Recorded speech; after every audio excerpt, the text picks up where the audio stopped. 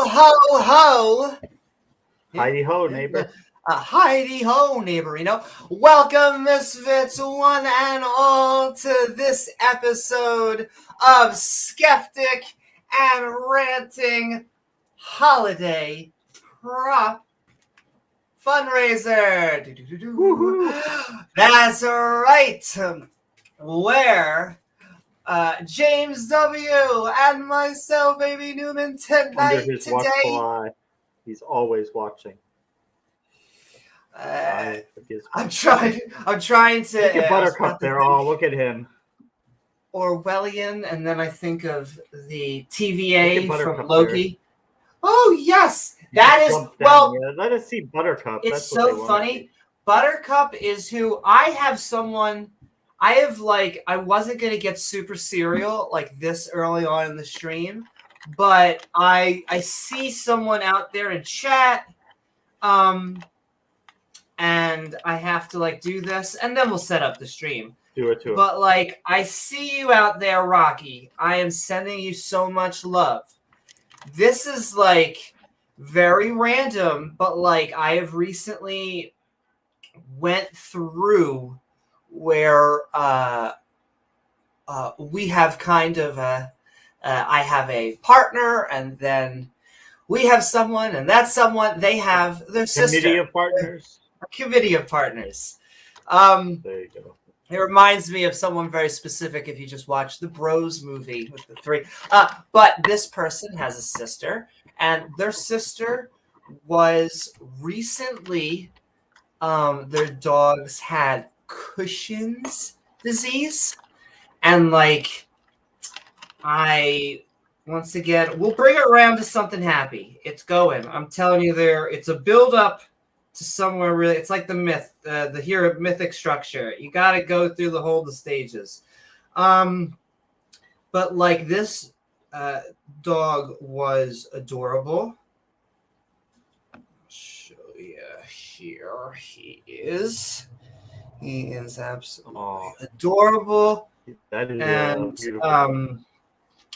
Cosmo. And Cosmo was going through a very tough time. This is going to be emotional, but we'll bring it back.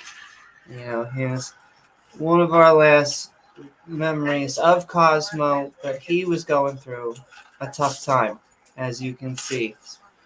It was not... it looks like he's looking. Yeah. Yes. And this person gave this dog the best life possible. She is an amazing human being. And, we helped. It reminds me very Avatar-ish, for better or for worse. But it's always better when you have your community and especially your family. And so it was an honor to know Cosmo. It was an honor to know that her mom gave her boy, her child, a happy life.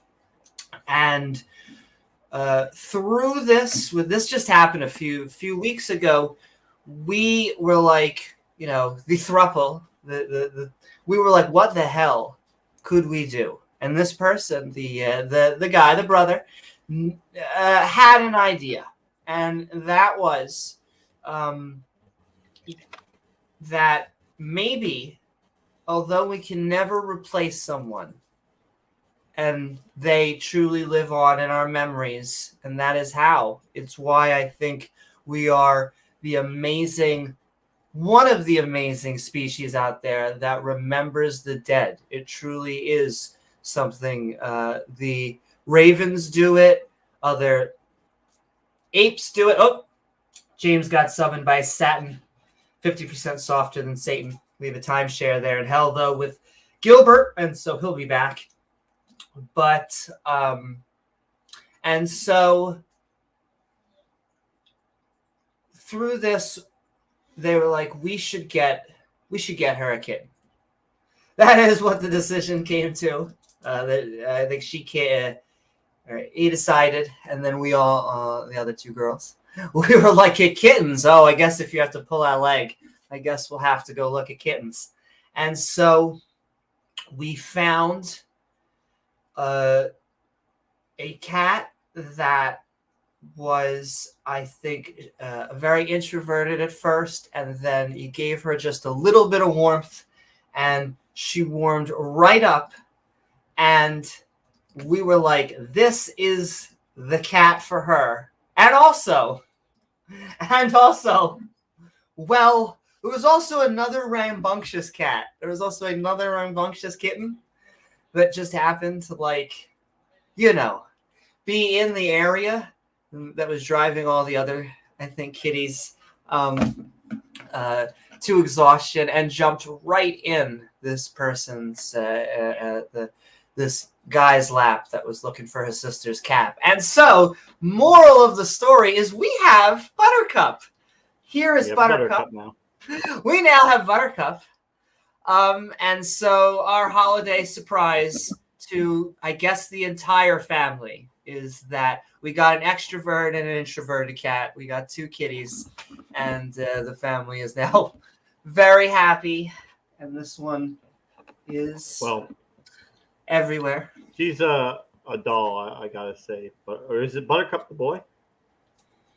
Buttercup is a girl. However, Buttercup has the energy of very extroverted. Whatever. Everywhere. Now I have to say it's quite an honor to have apparently Praise I Am out there. That was so random. What's up, Big Bad Mama? Sending love.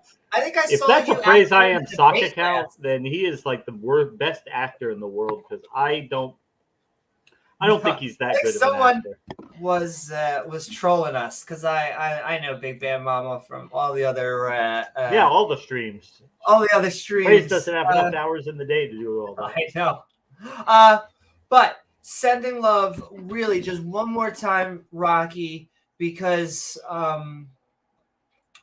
we are here. I'll tell you the thing, and it's for all animals, and it's my last thing, and then I'll introduce the stream. But it's the second time in a thing that I have to say. But also, like I was telling James, also. I hope if a fundy, the very specific statement I want in my dream of dreams is someone to be like, you look like a glorified whore, so that I can be like, at least someone thinks I'm glorified. Like Santa. Yes, that's him. That's exactly. I'm who makes his toys tonight. Santa ditched the sleigh this year, and he's riding the girl deck. Well, it's funny enough, all of the toys that I seem to be making tend to be like 7 to 8 inches or like larger. I don't know. The video games must be getting bigger and bigger these days. Do-do-do-do. Thank you, Caterpillar. And yes, we are trying to take the Christ out of Christmas. We are trying to. I like this as hard as we can. I like all of I will celebrate any holiday, any of the fun holidays, as long as it has food and we're getting gifts, or if you're just together and doing something. But the moment that it's like fasting or is there booze open bar? We're talking to ourselves for a prolonged period of times, not in the sense of meditation, but just pretending like it's someone else. I don't know. I have less of an interest in that. But ham, I like ham. Speaking of which, I like to also I know I'm up for any Jewish holiday that has challah. I love challah. Holiday is a really good bread. Look, isn't it? Like, and I'm not just saying that because I was raised on it. It is like really good bread. And I like white bread as much as you should be eating you should be eating whole bread. Now I'm really going to start sounding like my mother. Says the girl who slugs down a pound of bacon a day. Oh, listen, I am not religious for bacon reasons. It happens. Beamsy says, did you hear about the dyslexic Satan worshippers? No one could work out why they only met once a year. Hail Satan! Hail Santa! Ho, ho, ho. Ho, ho, ho. But yes, in fact, okay, that's our preliminary to all the way over to yes, welcome to this midnight ranting of our holiday prop fundraiser, where James W. and myself, Amy Newman, are going to use props. I got my whole slugosphere before, exactly, and or probably rant about counter apologetics, whatever's on our mind. I told James we could find some more Christmas stuff. Exactly.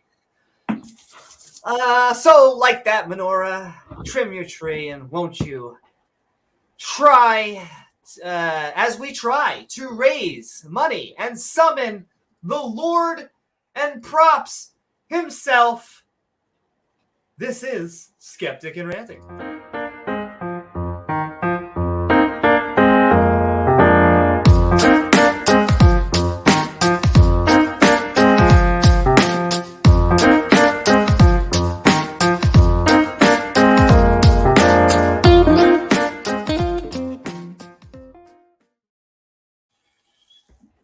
Okay, with that, I'm going to say why we're doing this stream. It's going to be even more improv than normal, if that's even possible. But we brought this stream because let's take you back, shall we? Let's go back in time to a smoky person who knows if they're behind bars, if they're behind somewhere at recess. Okay. Yeah, hopefully exactly. Hopefully the probation officer Gizmo's got his looking over their shoulder as much. Catnip that that's his favorite one. That is how we pay him to make this stream. Yeah, it's high quality stuff. Flavored treats. And so this smoky individual, I'm not going to probably name them, but this very smoky individual, they were a apologist-ish, and I'm going to cough. Give me a second.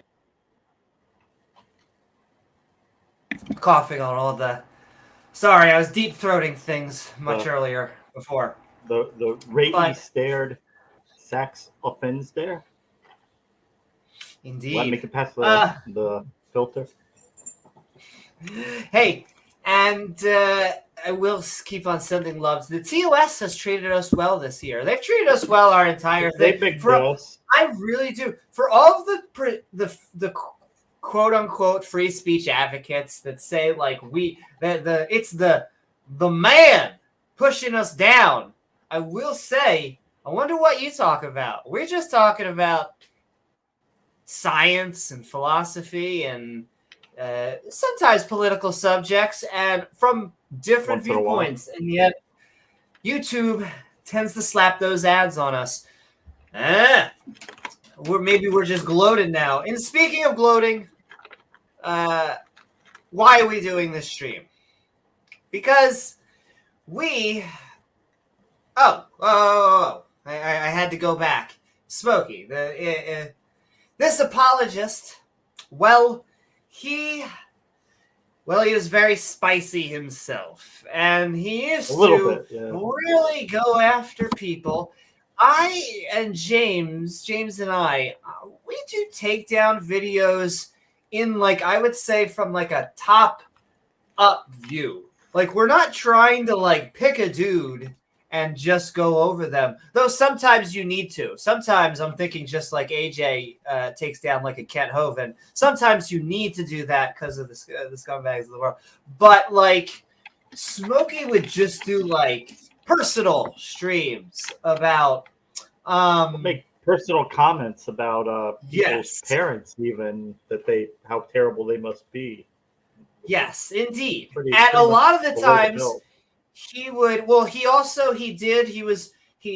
narcissist. He did two of my 3 methods of gaining power, the same that Darth does, which is you can intimidate and threaten people. So there's trying to use trying to use force. Bully. There is Bully, belittle, exactly bullying people. The next is as we go into intimidation is the second. Manipulation. You sussed us out, Big Mad Mama. It's the kind of what? Who could? I would never.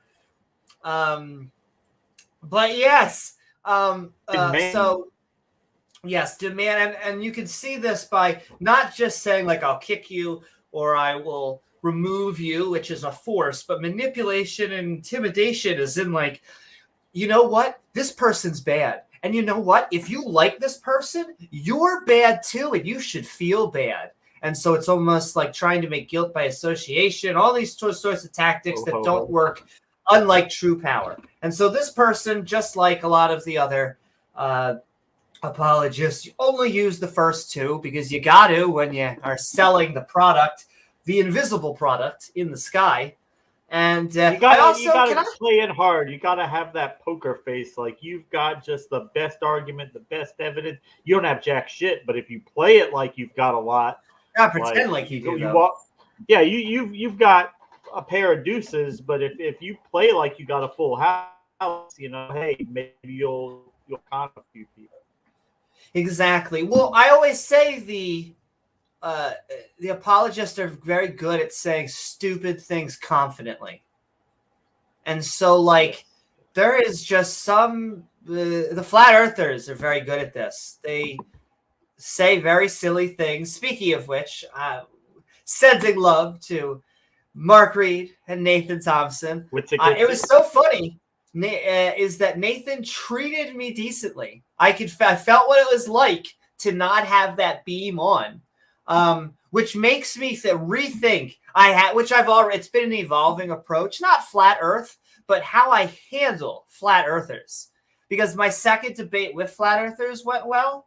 And I think my tactic when I am debating is you need to kind of try and win them over like you're trying to win a friend over. It's the same that I wouldn't go tactic that I'd have with Darth. It's not about flat earth. It's that a lot of people go in and when they talk to someone like a presuppositionalist, they have a hate for them.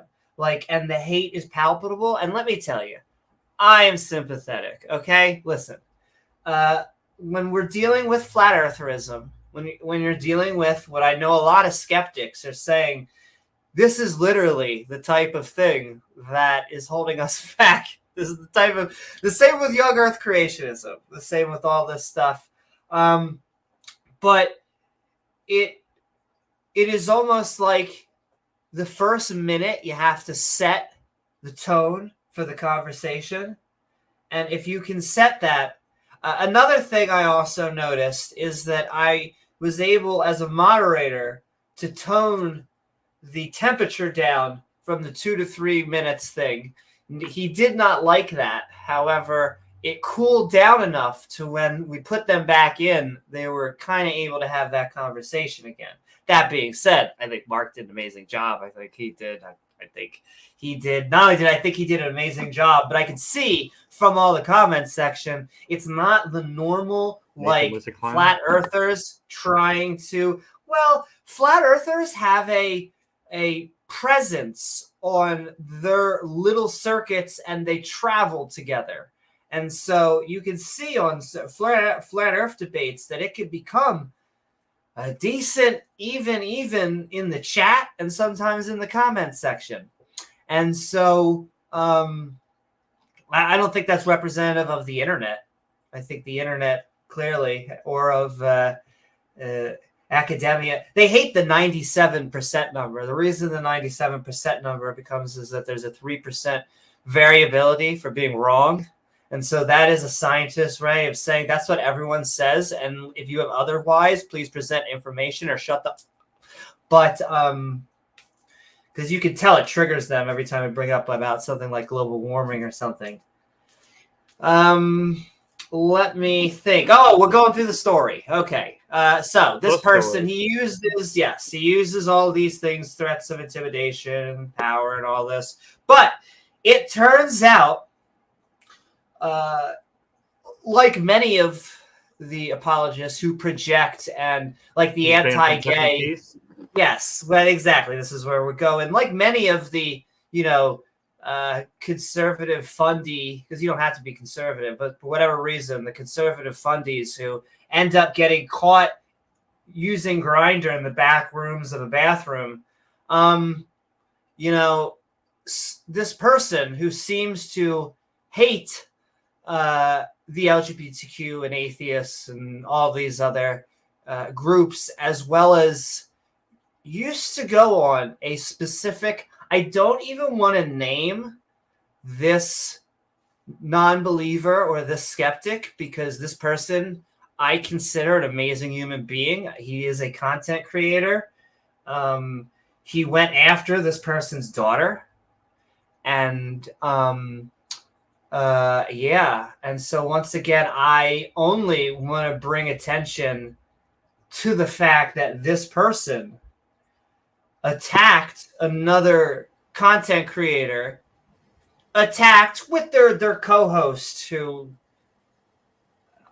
is another degenerate in of himself. He's not religious, but it's really the only good thing I think I agree with him on. Everything else, he's pretty religion as a yeah. He uses the Judaism thing, but he's not really religious. Well, he's a secular Jew. Secular. That's fine, and I won't call him an atheist Jew unless his he friend picks up his girlfriend at the local middle school. So yes, and then this person got apparently had a lot of mishaps where got caught a little bit too close to Chuck E. Cheese's with binoculars. Not only did they do this, but in between all this, they got a cameo. They spent money. They spent a good amount of money trolling this daughter or this son, Amy, Fucus.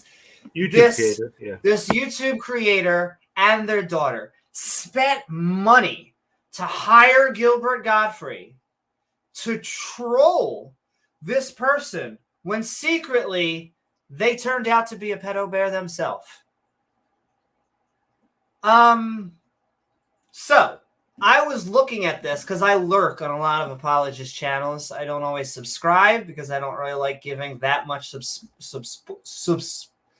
support. However, but she's always watching. You never know Christian when she's there. You have she's to. Usually there. You have to immerse yourself in the opposition viewpoint, in my opinion, to understand people. Because if you don't, if you just end up in an echo chamber, then you end up very vulnerable to the sorts of their talking points. And so I was like, that's really dumb. There's really no other way to say it. It is insecure to a level that I cannot even understand, because it is basically spending money to troll someone that you're guilty of. And so I was like, I think we can do the same thing, but better. I think we can somebody who's not abusing their daughter, who's not abusing children, as somebody who has done that in the past. Yeah. Indeed. Instead of a force for evil, we could be a force for good. Speaking of which, I hope you have a fantastic night, Rocky. I see you gotta go. Sending so much love. Happy holidays, or just a good weekend. What is this? This is not Midnight Ranting. Skeptic. This is not. We are Skeptic and Ranting. Exactly. But still at 4:46 p.m. Eastern Time. That's amazing. Exactly. Amazing. This is one of the earliest streams we've ever done. We've only done like one or two before this time ever. Indeed. We got to do more. We'll figure out more. We really can. I'm going to do more impromptu stream. Impromptu debate and debate you and all sorts of more premieres and stuff. And I'm just agreeing with all you. I'm still not going to say his name. But I agree with you. It is that person who you guys are talking about. It is all those things. Hope he gets all the hate. But it's just like, I shouldn't even say, I can just say like Vader. And everyone should know, because what a narcissist wants is they want the attention. They want their name out there. And look, it all feels good for us to get attention and to do things that we proudly deserve. But a lot of these people are degenerates. The people that they get name checked. I keep on saying they're not even YouTube content creators, or oftentimes they're just people shouting into a void while their mama is making them a sandwich, and they talk about how women should be in the kitchen while she has to then be in the kitchen and then have a job. So that, okay, for her anyway, 50-some-year-old son, right?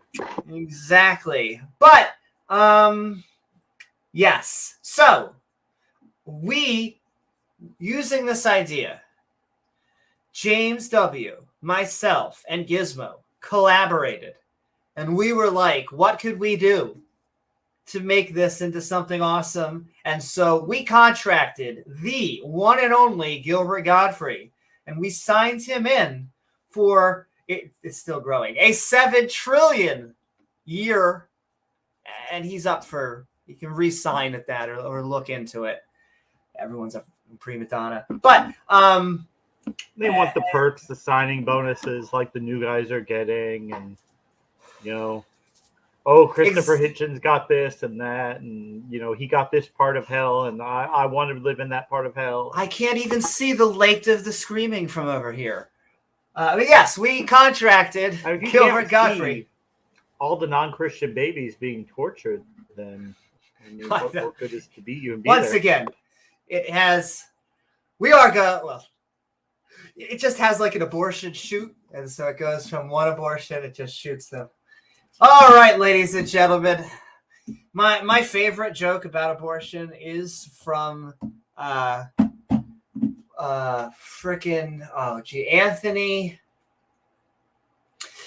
I forget. It's escaping me. Anthony Jeselnik, which is, listen, I think we can all agree on how amazing it is to kill babies. But I am not sure if I could live with myself if a woman could have a choice. Something close to that. And yeah, and you can do it vice versa. I always love jokes that go from every angle. Speaking of every angle, Pat Lowinger. Oh, that's more my sexuality. But someone who's just amazing and awesome. What is that, Pat Lowinger? We are speaking about the history. It's like a Christmas story, a Hanukkah story, a pagan story about how we even got to this stream. And so this, a collaboration that we signed him up for, it turned out that Gilbert was going to introduce our Bible study from here on out. I almost want to play it. We don't even play it outside of the Bible study. But I can't think of other times when I'm going to bring him up. And we're just going to play the video because it's that awesome. Do it to them. They want do it to it. Our body is ready. We're going to show you Gilbert's.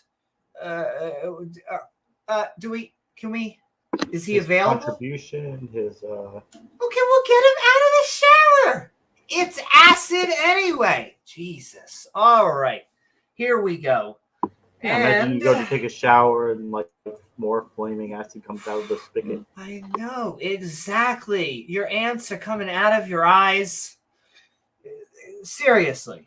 But we have our Skeptic Bible study, and with it, Gilbert, who should tell them what they're about to be looking at the screen. Some of you may be new to this abomination of a study.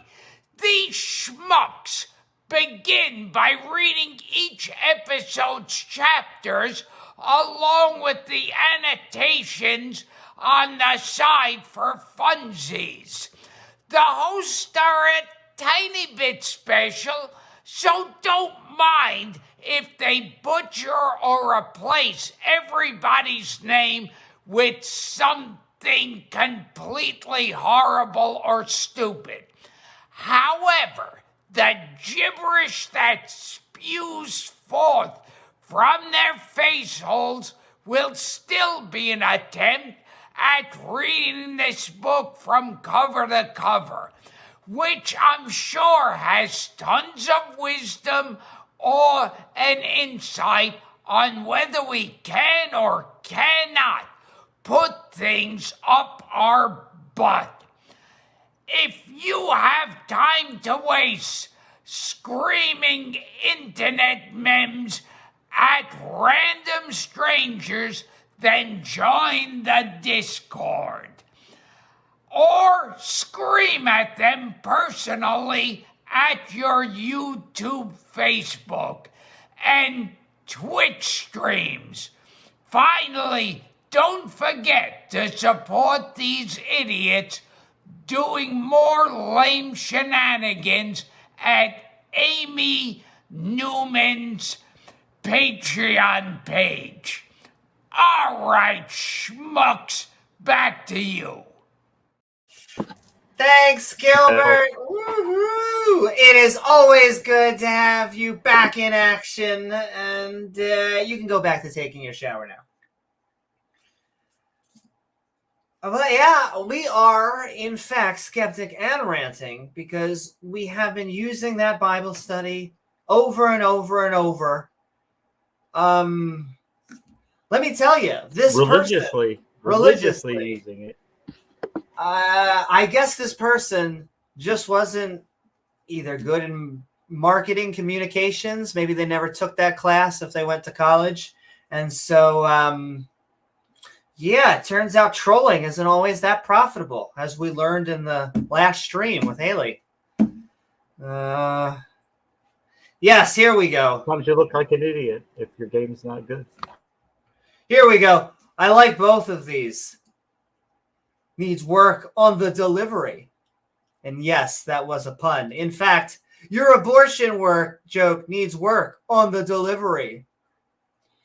That's right. But about what is up, Hillary's emails? What is up, Beamsy? What is up, Dr. Tapiocaweasel? What is up, everyone out there? KCA and Pat and Big Bad Mama and Rocky was we tucked him into bed, and Kine9 and Caterpillar and everybody.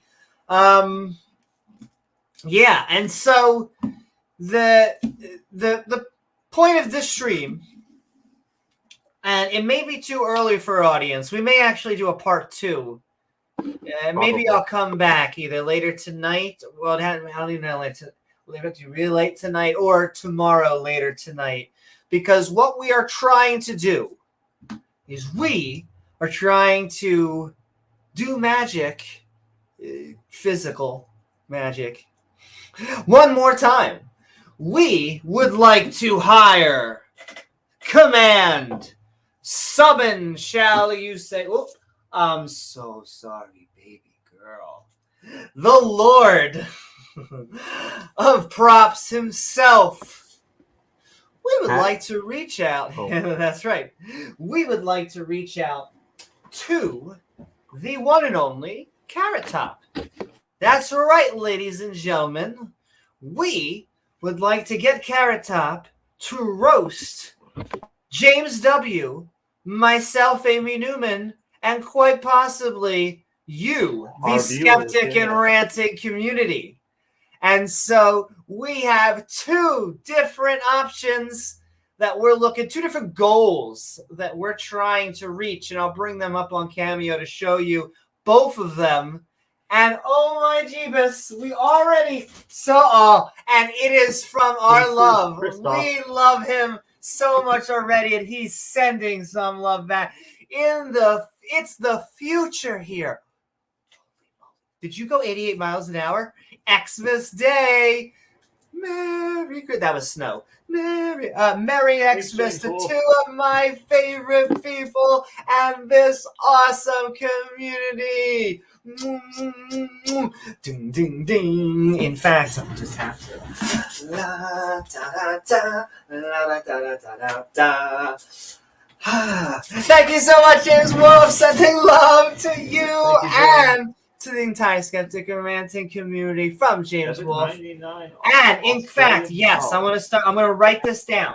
we have 2 goals, ladies and gentlemen, that we're trying to hit today. And it's not like we have to. Any that we get today is going to be amazing, and we'll figure out a way to get it done one way or another. However, we got 2 goals, and one is a $150 personal cameo, which I'll show you, guys and gals, in a second, and the other is a $500 business cameo. Those are really big numbers. I'm not saying, because I'm saying we get lots of love, and so we're going to take every dollar. And so every dollar that we get in this stream and possibly the other stream is going to go directly towards that. So I am going to mark James Wolfe. You are the first one. I cannot thank you so very, very, very much, because we are now $8 on the board. Boom. We won't even count that YouTube takes 30% of it. So Seriously, we want to get this done, and it whatever it takes. It's about giving it back to the community. It is about actually, like I said, from such a horrible place, of course, coming from Christianity, for better or for worse. It didn't have to be. There's terrible every type of persons out there. But it did come from that type of place. And to turn it into something so amazing, that is kind of the idea of the channel. So thank you so very much, James Wolfe. I hope you're having a lovely Christmas, or as we'll keep on saying, a lovely weekend, one or the other. Christ out of Christmas. That's right. Well, he never existed, folks. He never even existed. So. And even if he was based on someone or whatever, there was no prophets. I'm going to keep on. No. You mean he wasn't? No prophets, but what about sons of God? Are there sons of God?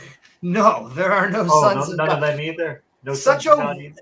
Honestly, if you could not see that is like a mythological title. I know what I wanted to talk about. Like, I was listening to T-Jump talk to it was actually I guess, because the level didn't get so heated, I could actually enjoy it. He was talking to a Christian flat earther, very much that, because he was going back and forth. And like, go figure, Christian what flat earthers, about ball flat earthers?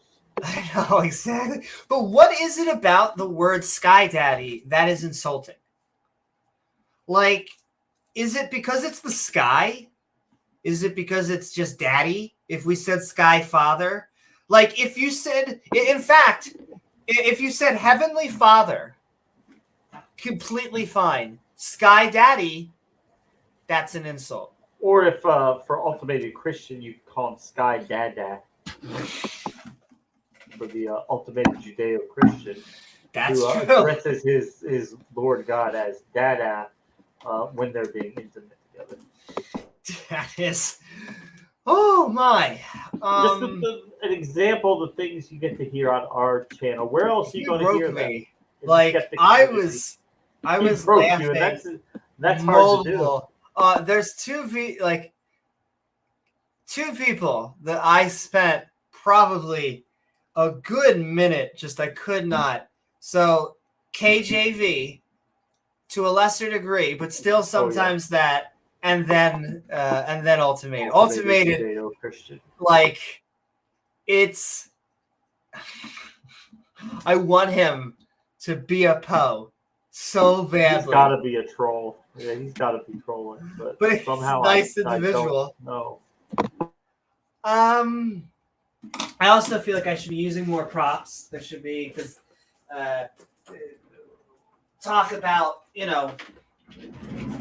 they always like the snake story. The snake story. We got to start at the beginning. They love the snake. They love the snake. Give them the big old snake, if you know what I mean. He's looking for a big old snake.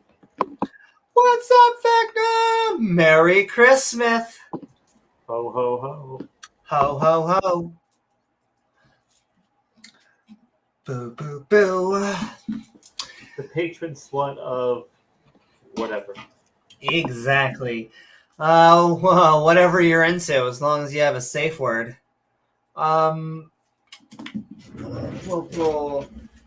I've also got all of my props nice and organized and ready. So if you happen to be, doesn't matter if you are made of orange jello or if you think that complexity is just so irreducible, I have our genetic code ready for you. Here we have the codon chart. Fields of science in between Uber Eats deliveries. Exactly. And this is just great. You can figure out what you start at. You know, if you want to start with an A, C, a T, or a G, and then all you got to do is pick your next one, and then it tells you what you have. So if you have a C, C, and then T, C, A, or G, it doesn't matter. Whatever it ends, if you have C, C, and whatever, it's going to end in proline right there. That's right, baby. And I love it. There's only a few different interesting ones that I could point out here, which is like you have TC, TG, and then if you get TGA, a TGA makes a stop coding. So you can see that here. You got to go T, G, and then you got to go very specifically A. Because if you go to something else, if you go to TGG, you get thyrotyphan right there. Mm-hmm. Well, but Amy, this sounds like chemistry. This doesn't sound like I know something divinely created. This just sounds like chemicals interacting with each other. Doesn't it just, though? And it is not like there is someone behind the scenes dictating this. No, it's got to be Jesus behind there ordering the chemicals to arrange in that specific way. It couldn't be just the chemical properties themselves. I very specifically by physics. Now want to imagine like billions and billions, if not trillions, of tiny Jesuses just working instead of cells, just like Jesus is ordering the chemicals to assemble themselves in that way. Daddy issues can trigger. They can indeed. What is Masa Munkai?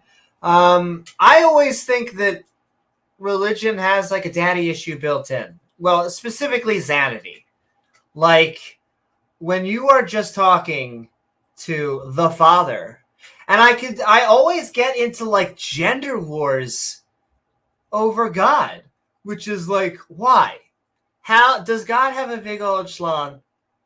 Is this what God has going on? How big is it? Exactly. Specifically, if we were talking God, how big does it have to go? Infinite in size, according to Ultimate. Infinite. Oh, yo, this is how. Like, he actually explained how he gets off to, and didn't he say that he gets God off to? Now there's a good partner, ladies and gentlemen. Climax too, yes. Merry Christmas from Australia! Woohoo! Ho ho ho there, mate. Ho ho ho, mate. That's right. I am Santa's secular slutty elf tonight. Sky Daddy would be the daddy they didn't have. Yes, I really do think that.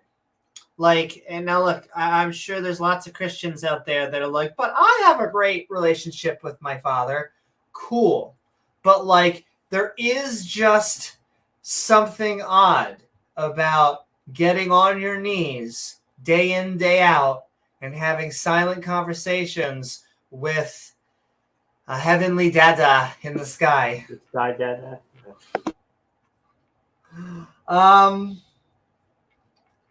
And yeah, welcome everyone. We are doing our holiday prop fundraiser.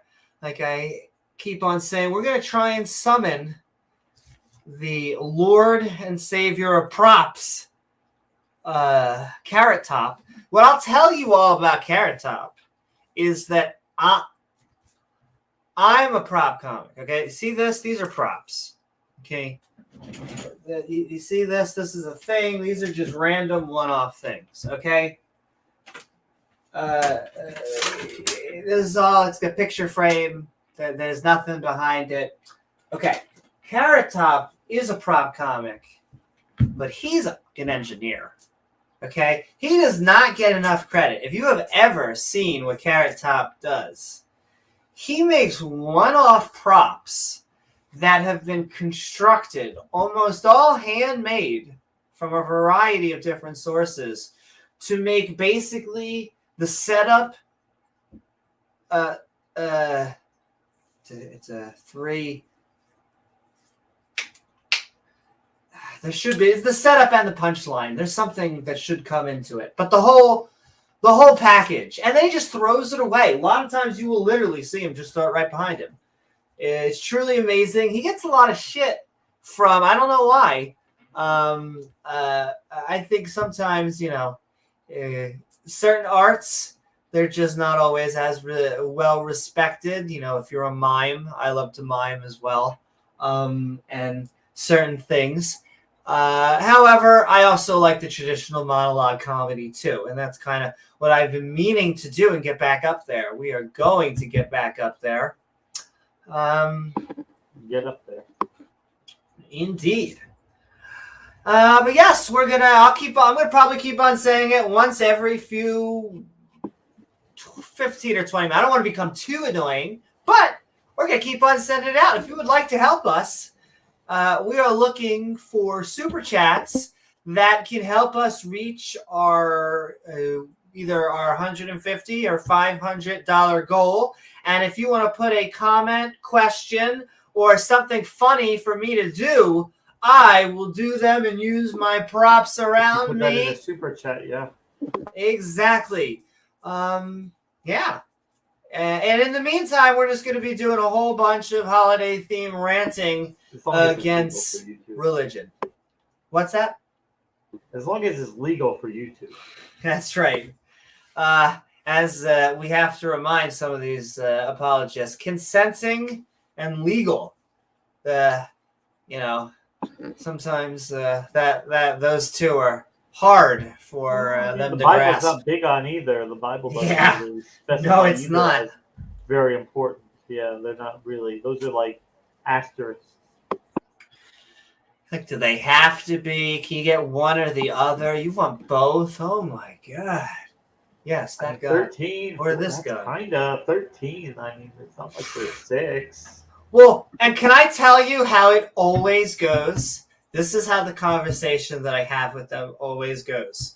It's always like, we want gay marriage. And they're like, you only want gay marriage to get at our children. And I'm like, okay, how old was Mary when she gave birth to Jesus? And then it's like, well, 12, back then in the time, you need to understand, and blah, blah, blah, blah. I'm like, people didn't live to be 80 back then. They only lived to be 30. And it's like, wow, you guys just became weirdly and a little bit creepily open-minded to the thing you were just projecting onto other people. Once again, not to get to a very wispy person. It's okay when... Indeed. It's bad. It's bad. Naughty. But changing the topic to amazing people. Amazing! We are moldable streaming. We are streaming not just on... There. Exactly. We are streaming not just on YouTube, but on Twitch. So if you would like to join us on the Twitchosphere, I'm sending the link into YouTube at twitch.tv/Amy Newman Skeptic. Because we're trying to get 100. We're almost there. I think we're at 85 right now. So we're 15 away from 100. I actually, not only am I'm a lifelong gamer. My favorite 2 games to this day is going to be Earthbound and Super Mario RPG Legends of the 7 Stars. For Super Nintendo. That is the precursor to the Paper Mario series, which then took a cel-shaded, less serious, though still story RPG approach. And I eventually got a fancy certificate in debt. I now have my bachelor's in game design. I love games. I wrote my master's thesis in gamification. I love gamifying basically everything. And yet I don't do any gaming streams. I feel like maybe one day I'll try it. It's always an interesting Twitch thing. gaming, Yeah, I mean, I sit there civilization, and like the reason why, if you've ever seen me, I play Civ for hours. It's normally because I play Civ and there's a countdown timer, and I do other things while the countdown time. I literally will walk away from the computer sometimes and do other things while people are taking their turns, because it takes a minute to 5 minutes per turn. And in a minute to 5 minutes, that doesn't seem like a long time, but that's actually a long time, especially you get a lot done in a minute to 5 minutes. Exactly. And so I just do a whole bunch of stuff. How many fundamentalist pastors can you kick in the balls in 5 minutes? I mean, well, can I tell you my go-to? And once again, it's going to sound like we're patting ourselves on the back, but I think for one atheist, for it to be an even debate, you need 3 to 4 theists. I really do. I think that because I think that when you're arguing from a truthful position, I mean, this is just my bias showing off, I guess, but you just have an easier time. Go ahead, whip it out, show it off. Come on. It's what they all fundamentalists want to see. Just enough to tease. Right. I mean, and that's why we introduced Bob Larson to the cadre down there under Amy. That's Iron Horse and Gavin. Well, I will say, down there. and it's he's really a guest host because it's a very specific table down below my knees. It is apparently only pantsless apologist. You have to have been on a live stream debating for some sort of either Christian or adjacent topic and been caught with your pants down. Generally, not only pants and either been in underwear or just showing all of Mother Nature's glory. Yeah, and so it's a very exclusive. But the fact that it's bigger than a single person. It's an actual club. That should tell you there's a problem going on. Oh my goodness! It takes a few fundamentalist Christians to service Amy. It does. Their mouths go back and forth. When one goes off, the other goes on. What is up, Elf Brown? Merry Christmas from Australia. Australia. I don't even get it. I thought Australians didn't exist. Don't all of you work for NASA? Aren't we? We're all Americans. Or I guess you could technically work from NASA Canadian. From the UK or South Africa. Or they're Canadians that they hired Canadians, exactly. Like Randolph's extended family. They're probably all part of Randolph's extended family, yeah. It's amazing what you learn from flat earthers. But yes, I will be trying to, like I said, when I mean treat them nicely, I mean give all of the science. But my version of treat nicely is a Socratic method. I used to get a lot of flack early on in my debates because I would just be like a Socratic method and it wouldn't get very spicy. And people were like, are you just having an interview with these people? It's a conversation. And I'll tell you, sometimes that's better than just talking over each other endlessly for even if you're right. Because I think what a lot of times what atheists want to do is we are right, and so we want to show off that we're being right. But you gotta calm down. Listen to what they're saying. I mean, if you've got 9 inches, you want to show that you've got it. I mean, you just want to show everybody, but not everybody wants to see it. And what I mean when I say we're right is we listen to such silly claims come out of other people's mouths, and we get so excited when we can actually bat down something silly. Like Rebel Nazarene coming on with his flat earth horse shit. Exactly. And so oftentimes, instead of just shutting it down, because what happens when you shut someone down is, even if you were listening, even if you truly tell me you're listening to at least respond, they're probably not listening. And so are their fans. You could say, well, I'm not trying to win them over. Well, probably the people, if you insult them, their fans are. So what you need to do is you need to ask a question. And this is 101, as I'm just setting up the Socratic method. Yes. You need to be able to ask a question. And that question it shouldn't be just any random question. It just can't be like, what do you like on your birthday? What kind of cake do you like? It has to be a question. Yes, exactly. It has to be a question framed in a way that can give your mindset and hopefully force them to address your mindset by giving you their opinion on that question. And in a way, it makes you connect. It kind of forces each other to figure out where they are. Because, and I'll tell you how this works so easily. Like the clearest example I can give you of this. We used to get is just, I have a new talking shtick, which is my contingency argument. Because we used to still get contingency arguments that say humans are contingent on the necessary being on God to exist. And I say, oh, well, that's funny.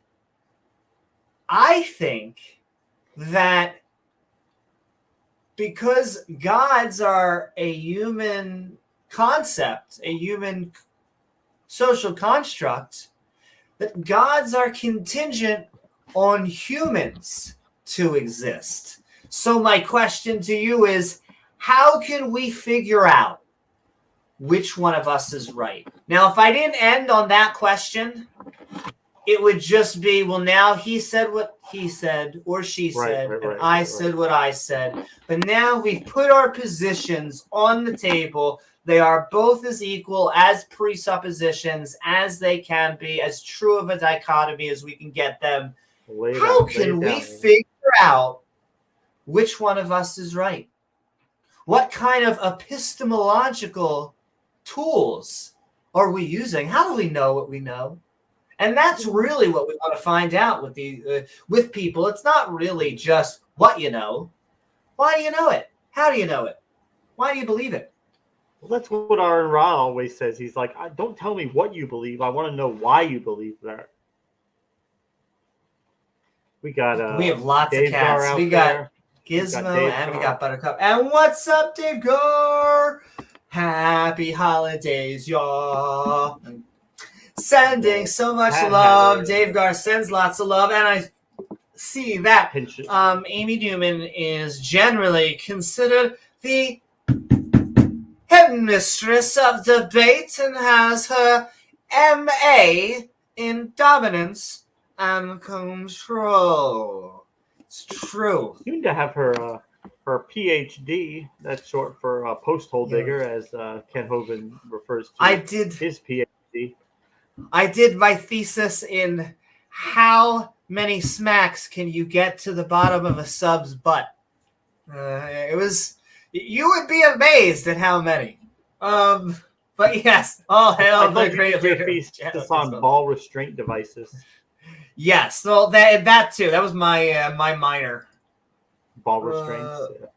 Was that a talking shtick or a talking stick that you said? Well, my shtick is a talking stick.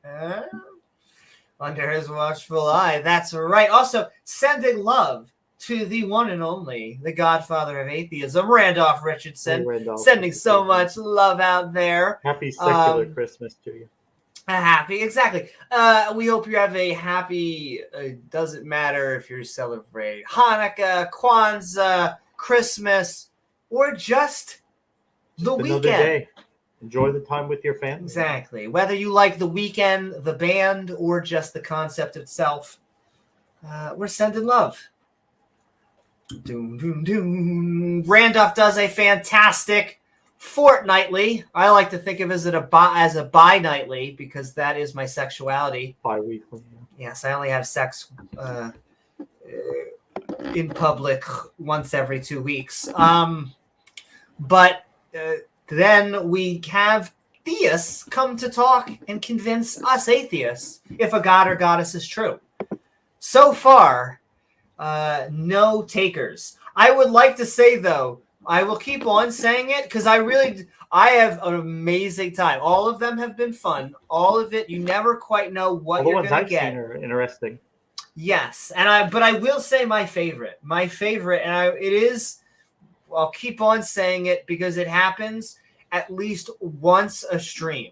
Once a stream, you have someone that comes on there and goes, "Why do you even have this format? You don't really want to be convinced, and you shouldn't even be doing it, and I don't like it." Cool. That's like really thanks. That cool. I guess I should go find my smallest violin for you. Exactly. Cry me a river. Oh, oh. If you guys didn't know, it is right now 50 degrees outside in Florida, and we cold. That is cold as hell. That is like, I mean, you see me. I am bundled up here. We've got it feels like 47 outside, which last night when I came home, it felt like 44. It was like 48 degrees temperature wise. And it's brutally cold. I kept silent. I wanted you to have your most Florida statement of the night. Are you good? Go ahead. Okay. So yeah, it was 50. It was 50 degrees. That was 50 right now. That sounds like a great time to take our dog walking. That sounds like a great time. It was, I think, so it actually was 50 degrees at one point sometime this week, and then it went down, dropped to 24, and then it dropped down to 14, and it is below 10 degrees. I had to put the dog's sweater on. He's got a sweater. That is adorable. Out. Is he wearing a sweater? Is he behind you? Not right now, inside. He's when you take him for walks, you're like my. When I take him for a walk, puts it on for my dad. Yes, that makes complete sense, and that's adorable. But yes, we'll just remind everyone. My parents, they have a new poodle, a poodle, so I'm sure they've got her bundled up there. That's their pride and joy. Their little Dixie. My parents have a labradoodle, so it is rambunctious and but still tiny. How tiny? Like this big? Like 10, 15 pounds, something like that.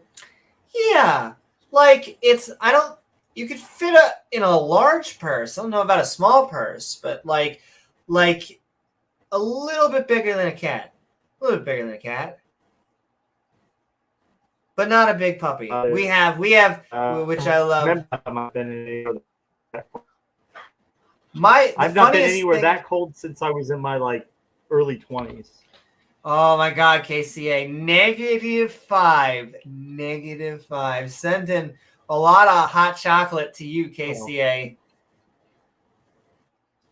Actually, if you work in because I used to work in big grocery stores, they have the big ones. So I have 2 freezers. They'll have. You used to work for big grocery?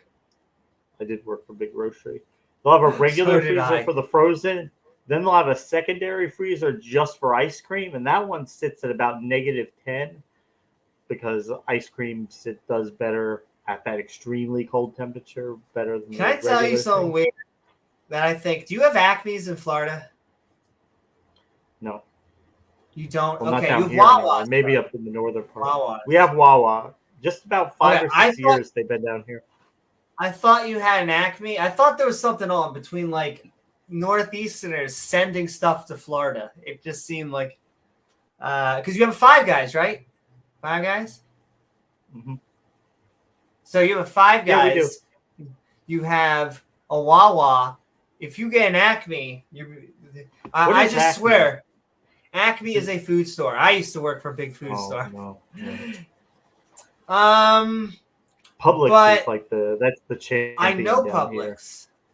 Yeah, I think that's a Midwest too. They're primarily South, but they just dominate in Florida. There's Publix. We have the little company I used to work for. They used to be a lot bigger, but they're real small now. Called Winn-Dixie. They're like a very small segment of the market, and then there's Walmart has their neighborhood markets, and that's about it down south. Probably up into the central part of Florida, you might have a little bit more variety, like your Albertsons, maybe your Kroger's, but not down south here. That makes sense. Hey, you at least have a Wawa. I was gonna say a Dunkin', there's Starbucks anywhere, and Starbucks is all I really care about, which I need to stop spending so much money on. Oh God, it's so addicting though. What was it? I love it. Elon Musk. I gotta say, I love the meme he posted when he did his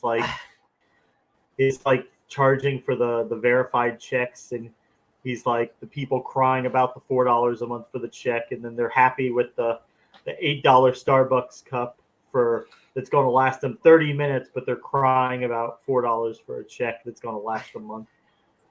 Yeah, hey, I can understand. I can understand both. So I'll tell you. Yeah, I used to be a much bigger Elon fan. He has taken. I used to be. I don't know if it's all the new stuff, because I think if you've seen, he has not been hitting it off.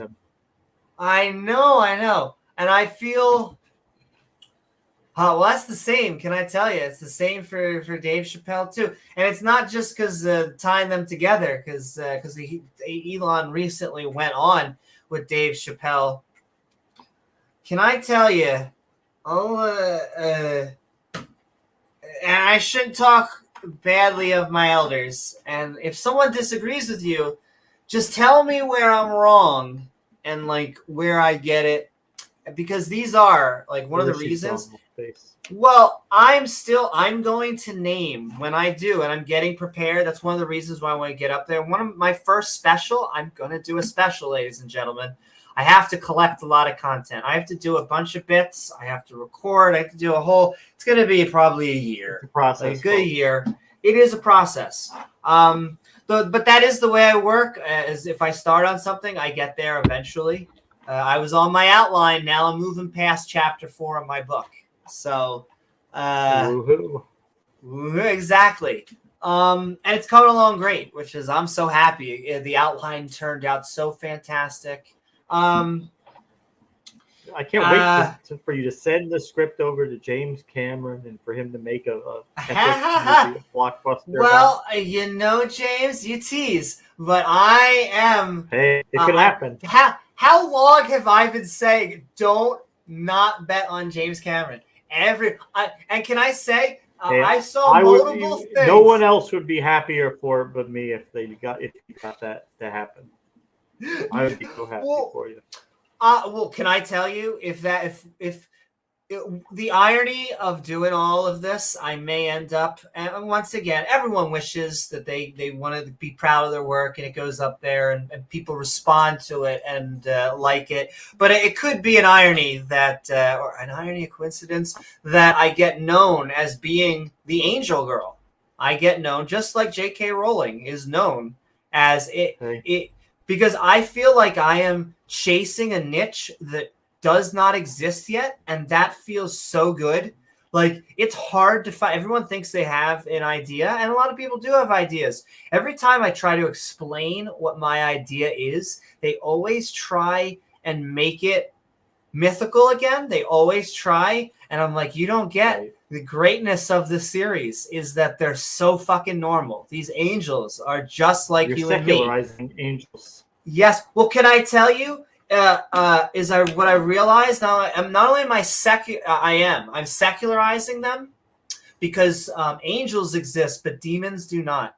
There is a very important. I had a very important thing going in my head. In the do you know what the Teen Wolf the series is, or the movie?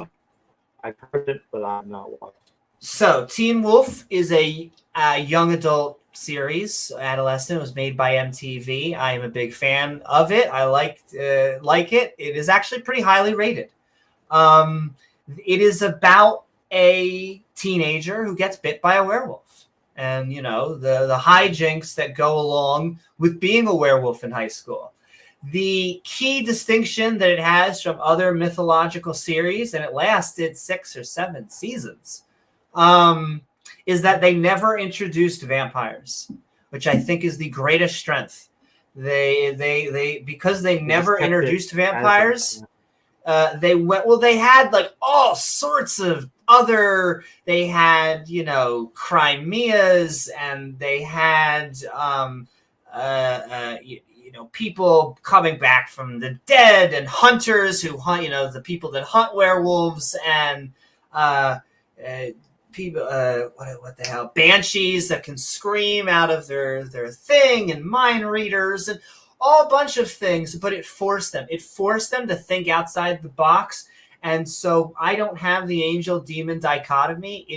There are just angels, and angels are sapient, and so there's just good and bad people. I have people you would think they fit that thing, like there are 2 sets of villains along with my hero, because it's a trichotomy.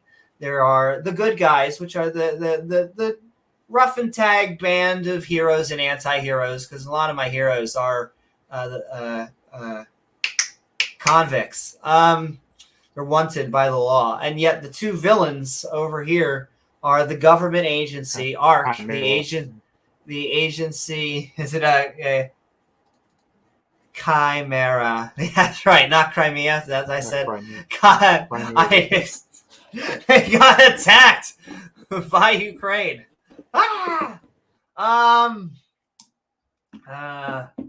Which is under war right now. Which I think, which you will see an uptick in that war. The downtick in that war happened. There's a Russian word, a Ukrainian word for muddy weather, a very specific muddy weather in which troops and tanks have a hard time maneuvering. And what happens is, as that freezes over, it becomes easy to... Yes, it becomes easier to get out of trench warfare and move deeper in. And so you may see offensive and counteroffensive move forward. In fact, Crimea, I think they're going to... I'm obsessed with all... Well, weirdly enough, I like studying war. And so what they're going to probably do is they're going to, if you've seen this entire war almost... it was like they've been trying to create a land bridge to Crimea. They have not been able to very successfully connect a back-end channel exactly from the Mariupol base, and that they want to secure, even with the bridge that they have. In fact, that bridge is an easy target, and so they've wanted this land bridge. And so what you're going to see, in my opinion, is... let's see how I can do this. If this is, in fact, here, I'll just let's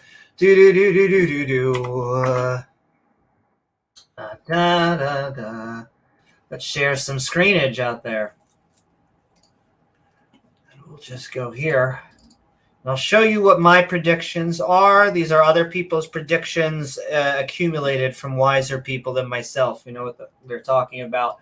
But you can see here that here is the land bridge that Russia has created, and you can see the Mariupol base and the thing they're trying to keep hold of over here. You can also see here is the little bridge that they have created, extremely easy. They ferry things across here, but the ferry is not that great, and so they tried and supplement that with that, and then this, which is the land that you have. And so you can see here, these are attacks that are happening in real time within the past few hours. Where they're currently fighting it?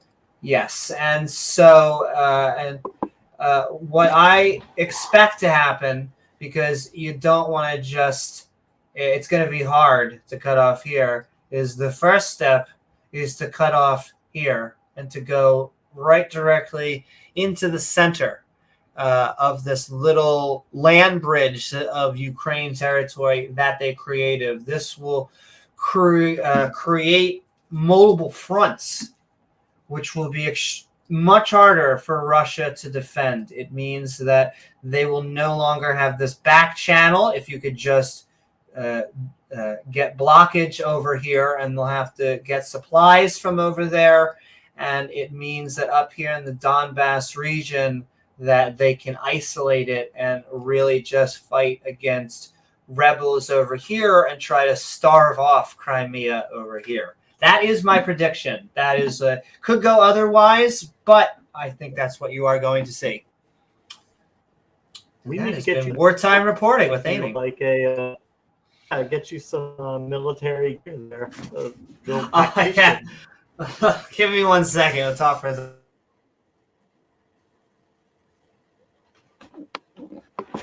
Hope everybody's having a good time, getting ready for hopefully spend some time with your families tomorrow if you celebrate.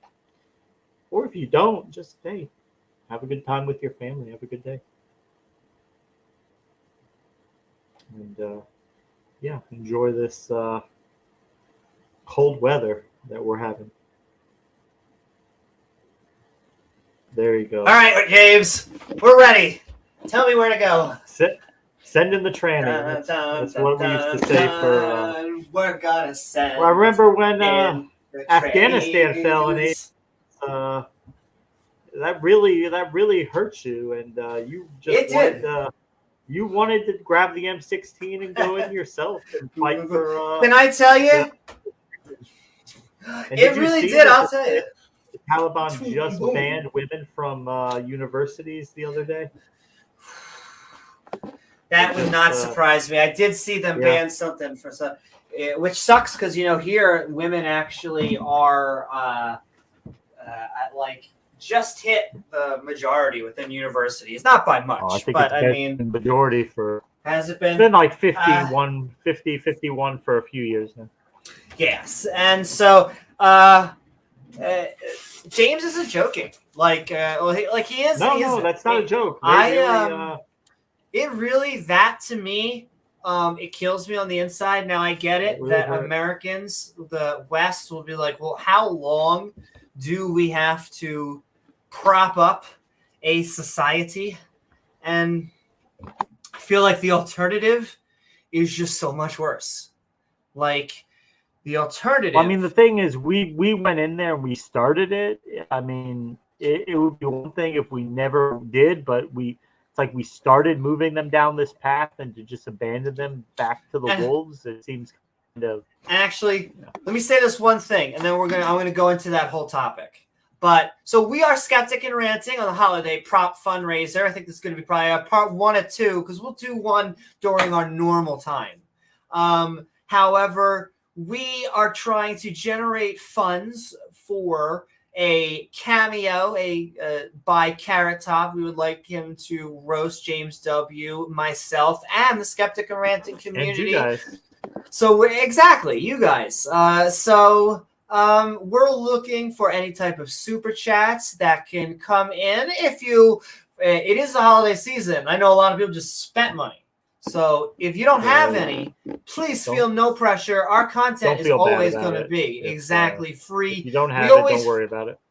Exactly. But if you do and you want to give a cup of coffee, we are looking for a goal. I'm going to start with our minor goal right now of 150. We're not have prosperity preachers telling you to take your rent money and send it. No. If you got to pay your rent, pay your rent. Don't send that to us. Yes, exactly. There's no way. Yeah, sending us $5 or $10 will not get you $5 or $10 or your $20 or $100 back. If you think we're doing a good cause, hopefully that's what our goal is, to make it towards a good cause. But there are no seed donations into someone else's bank account. Yeah, I really do. You want a seed donation? You'll have to contact Amy for. Other channels for that. Yeah, we can work something out between Gavin and Iron. We can get you down there. But yes. But speaking of that, we'll go back to 9/11 because I'm probably going to be doing that debate. I haven't heard back from James since Rose. James seems really excited, like I can get you a 2v2, but Rose seems like I understand wanting to do the 1v1. I also think she thinks that I will be nicer to her, and I probably will be. I'm trying, so I understand it. You can get some spicy. I mean, you should have thick skin. Well, I get you. I think you should have thick skin when you're supposed to debate this. And I'll tell you, if you really do think that it is like government agencies trying to bring down from the New World Order, man, you better have some thick skin, right? I want to save the world, but I need more cuddles. But she's such a lovely individual. Once again, I mean, Rose seems like an amazing human being, and just go shopping or share a coffee or crazy things. Exactly. It's just I just don't think we went through I gave her the litany of my beliefs, and she went, "Wow, it's just so surprising how different we agree with each other." Because I was just like, "Yeah, the Earth is warming, and."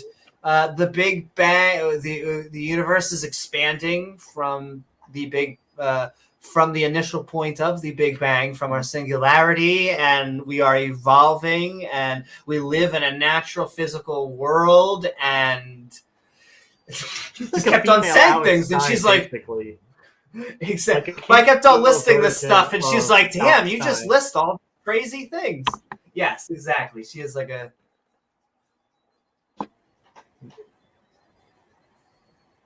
I'm sorry, I didn't mean to cut you off. I just wanted to finish that one. No. Go ahead. No, it's just it was very weird to say, like, it was like almost the same thing backwards. You're just like, the sun, the Earth goes around the sun, and planets are round, and gravity is real. And she's like, damn, Amy, do you talk about those topics at Thanksgiving? Are you accepted by your family? Like, I know, it's hard. I'm controversial. I mean, it's just like you and this slavery thing, James. With her family, like, gravity is bullshit and everything is flat. But it must be hard, like, going around Thanksgiving and now the Christmas table. Does your family know that you're against slavery? Specifically had that conversation with them, but I feel like if you're pro-slavery, it would have to be kind of like something that you would have like, hey, I wish I could enslave other people. I mean, and not the good type of slavery where you end up on your knees. Not that type. Don't you wish, like, if you miss the payment, like, instead of having debt collectors call you, don't you wish they could just come to your house and enslave you? I mean, biblically speaking, like. Biblically speaking, of course. Like, hey, you missed your payment, so we're not just going to jack up your interest rate to an obscene rate and call you 5 times a day for the next 20 years. No, we're going to enslave you because God says it's good. Exactly, because He loves you, James. And so I'm going to be right back for 1 second. But on that note, slavery. For a second. Yeah. Well, and they're just like, oh, I mean, it's voluntary. But, like, have these people never heard of, like, predatory lending or, like, these loan sharking, how these mafia-type tactics where people make loans that they have a good idea. These people are probably not going to be able to pay back that loan, okay? And they're not loaning it because they want the money paid back. They're loaning it for other reasons. Well, according to the Bible, that's totally fine. Hey, you loan somebody something, they don't pay you back, you can enslave them for 7 years. And then there's different versions of that and how they go back and they retcon it and how long you have to be a slave for and what the exact terms are. It depends on which passage you're reading and who you happen to be enslaving at the moment. And it's just... But of course, they don't take any of that into account. Like, no, you have a debt. You don't pay your debt back. You get enslaved. Well, yeah, right. Yeah, tested by fire. Yeah, that's what the Bible says. So, I mean, look, they have been able to. They've had 2,000 years to retcon this. They've had very smart people who just think this stuff has to be good, And so they have taken their time and they have tried so hard to put perfume on this pig and to try to make this something that is good, but they're just not able to do it. It doesn't really pass the smell test. It doesn't. It's an abominable system, and actually, we all can recognize slavery in the semi-modern era, go back 200 years, and how that system was. But in large part, that system that we all recognize as being brutal and cruel and terrible, in a large part, was based on the Bible. These people who lived back then, they were fundamentalist Christians. These are not your modern non-dom Christians who just want to think that they don't have to die. These people actually believed in the shit. They set up slavery in their time. They incorporated a lot of biblical principles into the slavery system that they set up. And I think most people are, because they don't really get into the history of it, the mechanics of it, of the actual slave system that was set up from the transatlantic slave trade, the antebellum South, slavery in the West Indies, like how all that functioned is actually not too dissimilar from what the Bible outlines. Oh, yes, Yahweh. Yeah. Thanks for your input there, Terry. But I mean, you guys have the Bible. You've got to deal with it. It says slavery is good. It says you can buy slaves from the nations around you and keep them forever, inherit them to other people. Talks about enslaving women forever. If the children have slaves, talks about enslaving them forever, just because it gives certain provisions for certain men to be freed, maybe after a certain period of time, depending on how you read it. It's still an evil, abominable system, and that's why we don't have anything like that today. We don't have debtors' prisons today. We don't have slavery today. And one other thing they try to do, they try to retcon that. They try to be like, well, I mean, hey, we enslave prisoners today. They're enslaved. There's a big difference between having someone convicted of a crime and incarcerating them to protect the community, because we can't just allow people who brutalize other people to just roam freely and continue brutalizing other people. And the fact that, well, if they're in prison, we have them do certain things while they're in there to keep the community safe. That's a big difference between taking people who, lapse on a payment and enslaving them for a period of time. People who are not necessarily a threat to anybody. They're not going to hurt anybody. They're not a danger, but you're just going to enslave them because they owe somebody money. And not that doesn't happen in our system, and I think we are trying to move away from that. But I'm not saying our system is perfect. We're not saying we're perfect today. We're not saying that people in the future won't look back at some of the things we do and won't have different feelings about what we do today. They will. That's the evolution of human progress. What we're saying is, though, we have made progress since the Bronze Age, the Iron Age, and going back to this Bronze Age, Iron Age idea of slavery. Yeah, I know. Go back in the Abed. You do the hermeneutics hokey pokey. You switch back to the Hebrew, and you throw in the New Testament Greek. You do the hermeneutics hokey pokey, and you retcon the Bible. That's what it's all about. It's still slavery. They should have told that to the slaves. Slaves should have been like, hey, did you see actually in this translation? They would have been like, oh, we lost James. He got summoned by Satan again. 50% softer. But I have to actually say, while he is taking a second to get... Well, I was going to transition to the portion where he talked about jails and incarceration, because it is a difference. We are not going around to nations and taking slaves, as the Torah and the Old Testament says. When you say educate yourself, we are taking what the literal text is. There is going to be interpretations, but it says take slaves from the nations around you. Take their women, take their children. I'm not sure how more you want. If you're basically trying to say, like, it almost seems like you're arguing over the word. The Bible said, go around to other nations and take others as your property. You own them. They are like cattle. You can do whatever you want with them. Thank God, Jesus.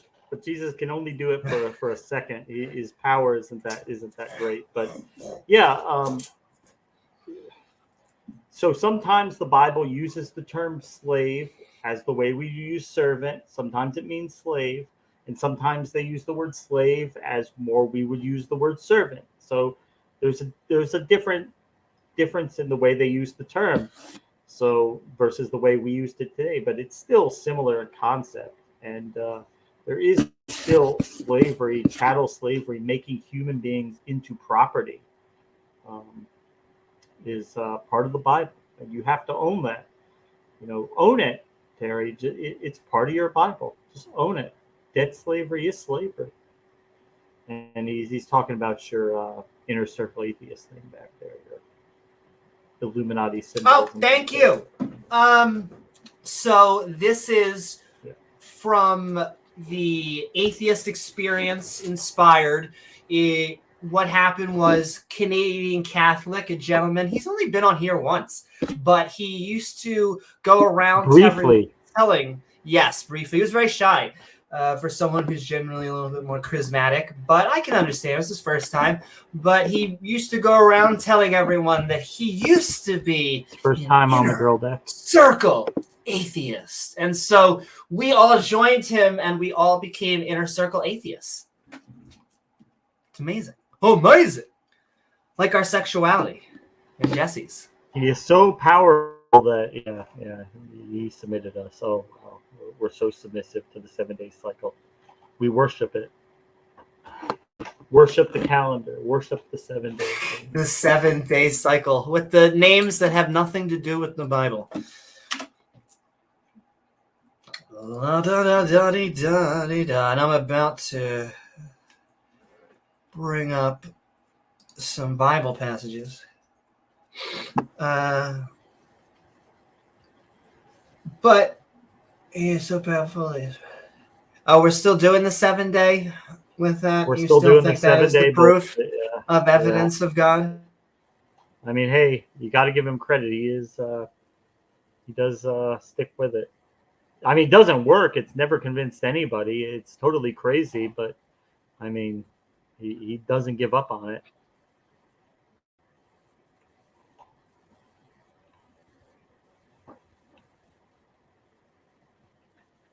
Yep. But he wants us to worship him, Yahweh, Terry. He wants us to worship him. So the fact that, I mean, just imagine that you are the God, you are that powerful, and the only thing that you want is for these little tiny beings that you create weaker than you to worship you. Wow. Oh, wow. Great and powerful God.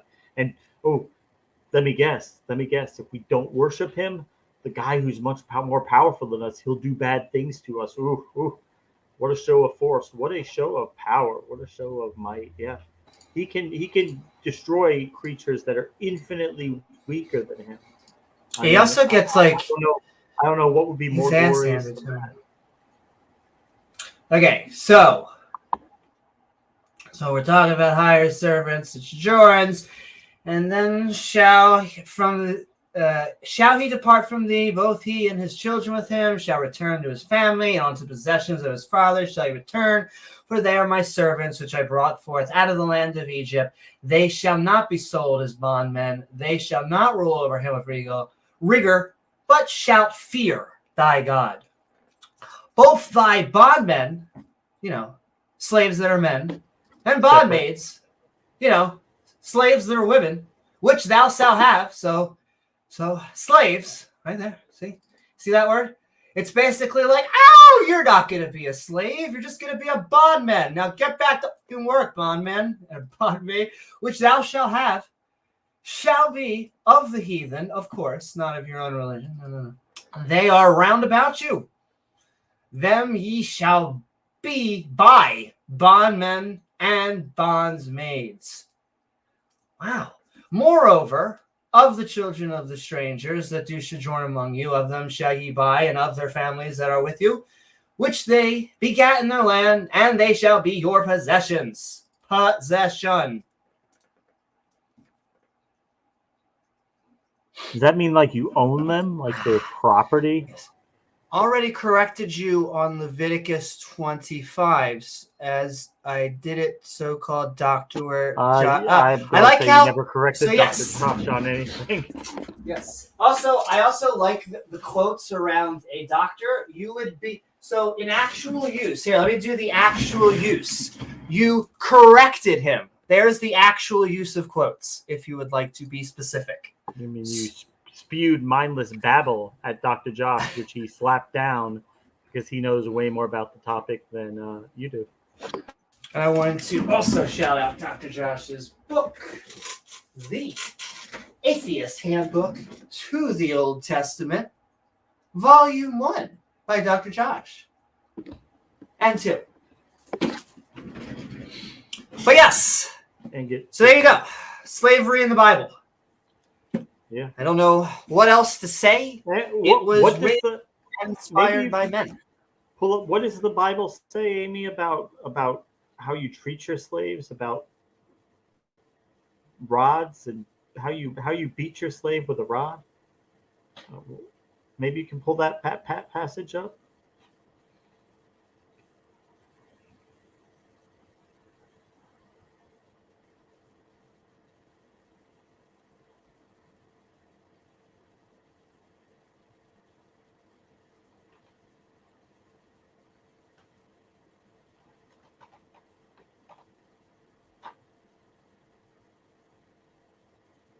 Oh, yes. You're on mute? There we go, on slave eating. Yes, yes. And if so a nice man... that God had a passage about this, that God provided this for us. Thank you, God. Go ahead, Amy. One substantial... Well, I don't get it. Do you have a response? So we have one. This is at least one empirical example proof of slavery. That slavery is not only in the Bible, but condoned by this God. And then we have on slave beating. And if a man smite his slave, servant, his property or his maid, because we have to point out male and female, with a rod. Even his female slave. So if his female slave looks at him the wrong way and he decides to take a rod and beat her with it because she looked at him the wrong way, hey. Yeah. And he die under his hand, he shall surely be punished. So if he dies, you know what? We need to punish this guy. He did something wrong. Notwithstanding, if he continue a day or two, he shall not be punished, for he is his money, property, possession. That is what a slave is. There is no amount of mental gymnastics that could get out of this. I love you. I really do. I know I talk about this, and when I say this, I feel like it goes over Christians' heads because they think it's an insult. You are in a cult, a real cult, not like the I'm using it as an insult, not like oh yeah, well, you're in this too. No. I mean like an actual cult, the literal definition. You are in a group of people who believe that their leader, when murdered, came back to the dead to undo the bad things. Yes, not only magically, but it was blood magic. It was actual blood magic. It was, we are sacrificing his blood And on through this sacrifice, we will undo our sins. That is a cult.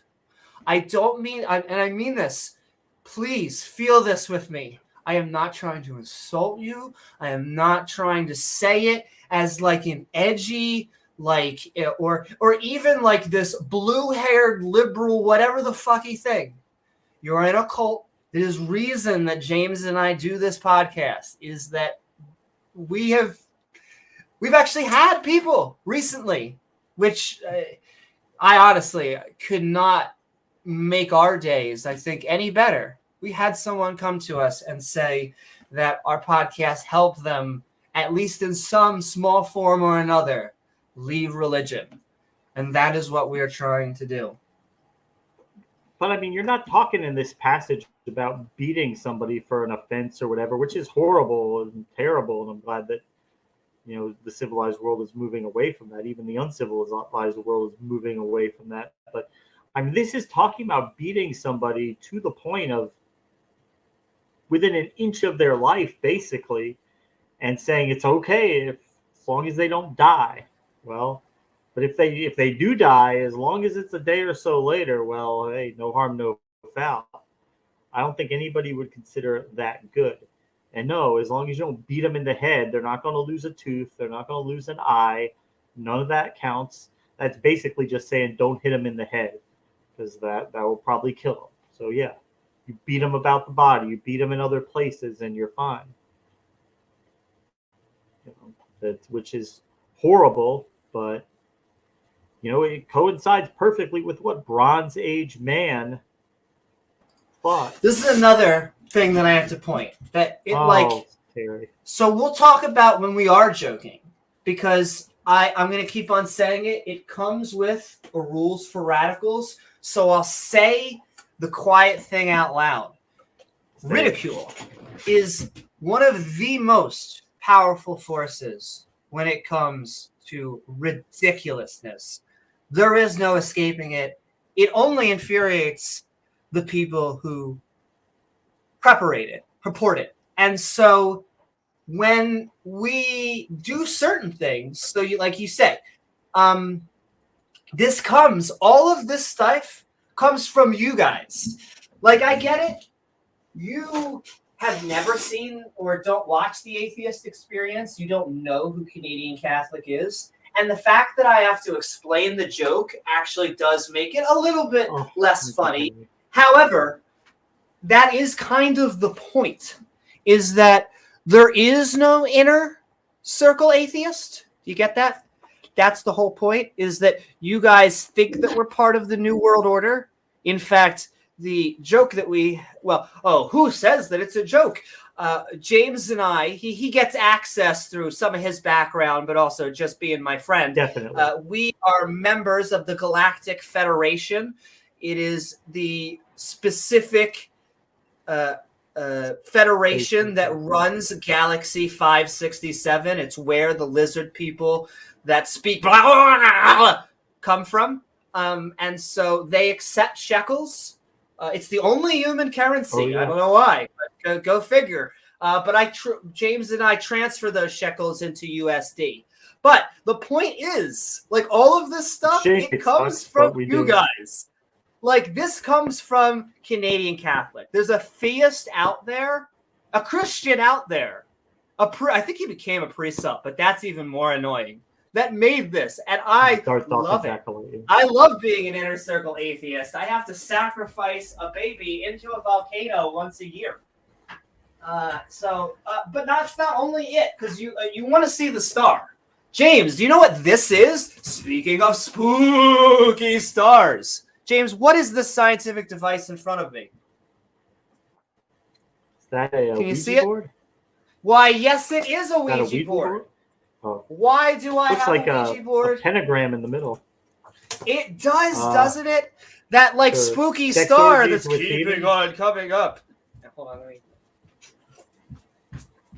Yes, but why do I have it? Because someone named Bubbles, who also told me that gnomes that would steal shoes during the Vietnam War from Vietnamese children and American shoulders, told me that the most scientifically, saw the Grim Reaper. He told us the most scientifically accurate tool that we can have in our epistemological toolkit. That might not be the way that he said it, but he said this is the best tool that we could use. And so I had to get one. I mean, I feel like I'm a scientist. Look at me do science. You would be too afraid to ever mess with one. Indeed. Because James, we basically have Satan in us right now. Pretty much, yeah. So yes. But so Terry doesn't understand, Amy, that you can beat somebody really badly enough to kill them without hitting them in the head, without damaging their eye or their tooth. That doesn't make sense to him. I think satire is sometimes lost on religious fundamentalists. Not always, take but somebody and you can beat the crap out of them to the point they die without ever beating out their eye or their tooth. It happens, and I'll be talking about that in my debate coming up on January the 11th on Standing for Truth.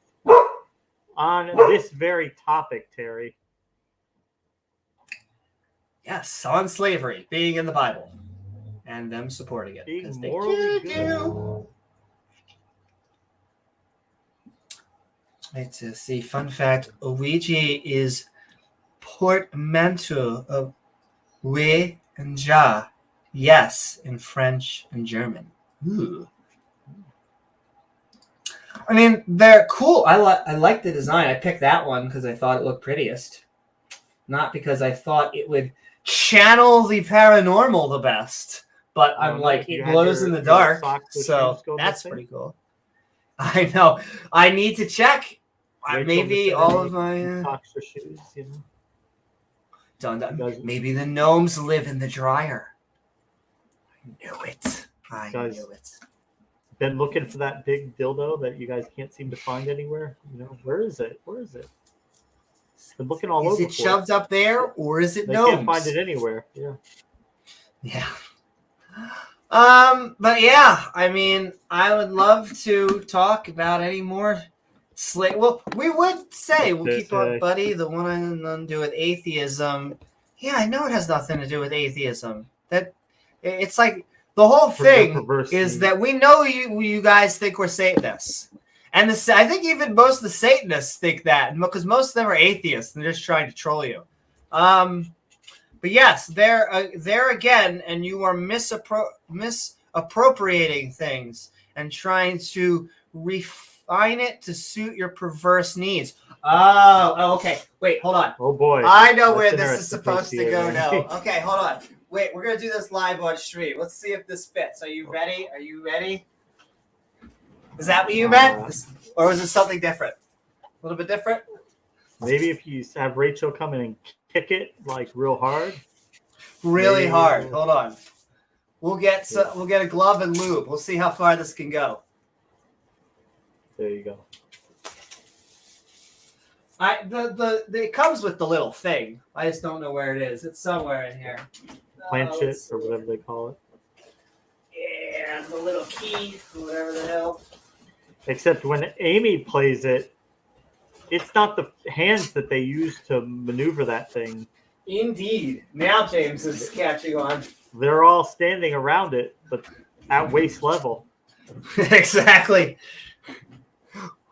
We just sit there looking at Pornhub, seeing which one of us can move it the fastest. It's amazing. Amazing! I think we might have scared him away. Sent in love, KCA. Oh, I know. It's hard going on to Dawa and Apologist channels sometimes. It depends on the channel. Some are more friendly than others. But generally, it's a battleground. And you know the worst part about it is they are as politically correct as they pretend that they hate other people. They mute ban all this other. They will yeet people so far off that disagree with their own. Lil Pee-Pee. Yeah. Lil Pee-Pee is like Dirty Harry with that mute button. You say any time, mute. Mute. And a lot of them are. Mr. Batman's like this. Vader is like this. Mr. Batman's the king of it. He won't even engage with you. He just comes up with these bullshit gotcha questions as an excuse not to talk to you because he doesn't have anything to really argue. That he did it his debate with Mark Reid. He refused to debate the topic. He just comes up with these gotcha morality questions that he uses as an excuse not to debate the topic. Gotcha. Hey. Yes. Well, you can't talk about God's morality, sir, because you don't have morality yourself. I'm trying to remember the specific topic. I think it was a smoky type of comment when I first. He was like, "You all friend all." But then I was like, "And how old was Mary?" And he's like, "Well, age is like a number." And you're like, "Okay, see, that's not creepy at all." But thanks, Mr. Batman. Yeah. Oh well. If you think the flood was immoral, sir, then why would it be immoral to molest the blank? Why would that be immoral, sir? Yeah, somehow that is what he needs to figure out that is wrong. He needs God to tell him.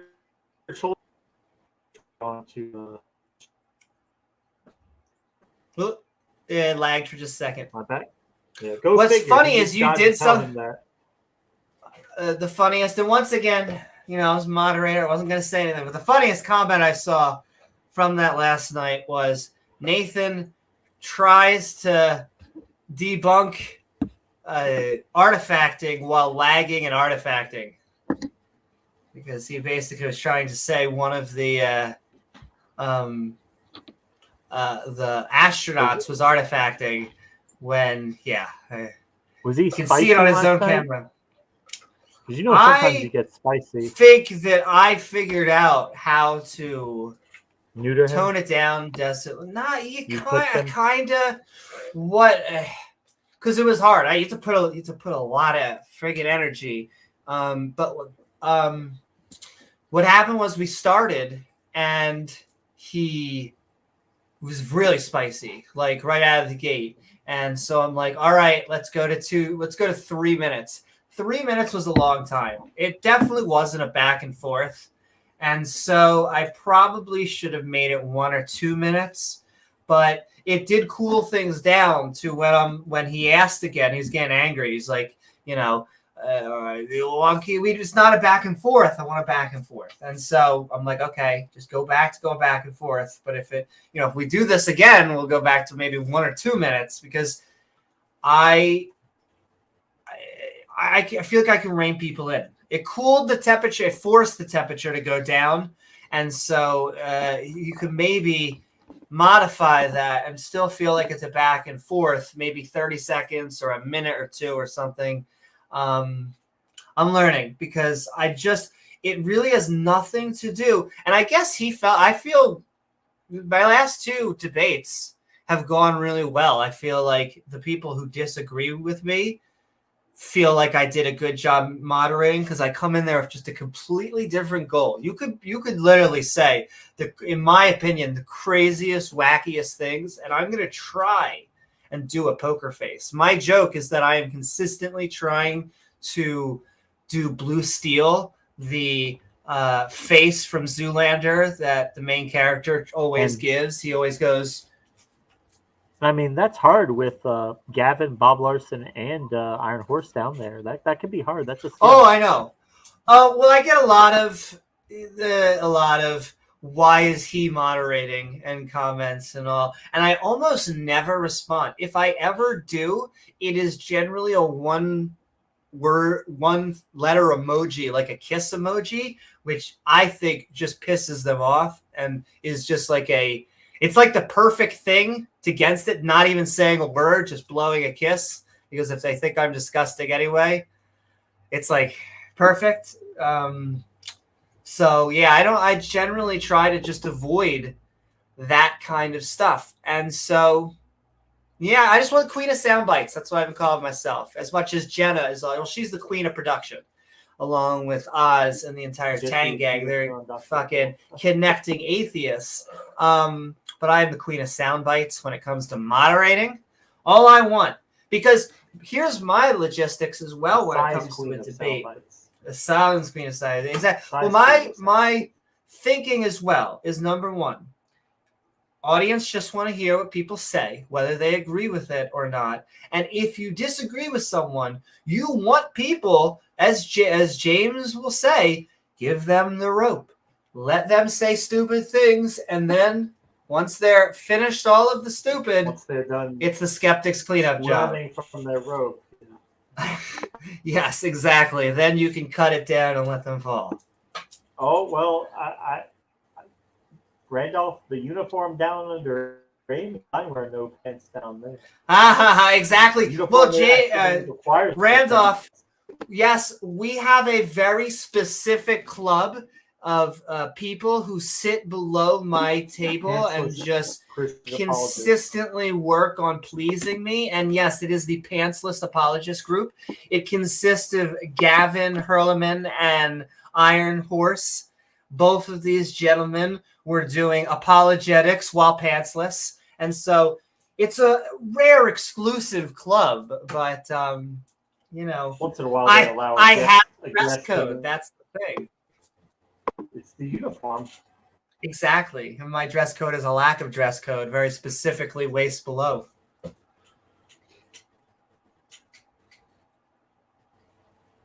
Hi, Dave Gar. I see that. I'll tell you one thing I'll learn that I'll tell you. If it's that specific criticism, you can tell me. Is that, and it was the same thing I told Mark last night, is that when you're moderating, it is really hard to criticize an action in the middle of an action. And so that example last night was him sharing screen where I could not let him share screen.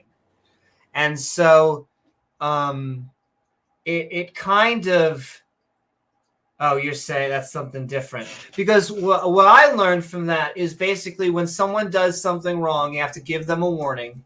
And then it's not, and because it is only fair, in my opinion, to share your screen when you're the person talking, because you can almost, you're basically doing rebuttals while someone's speaking.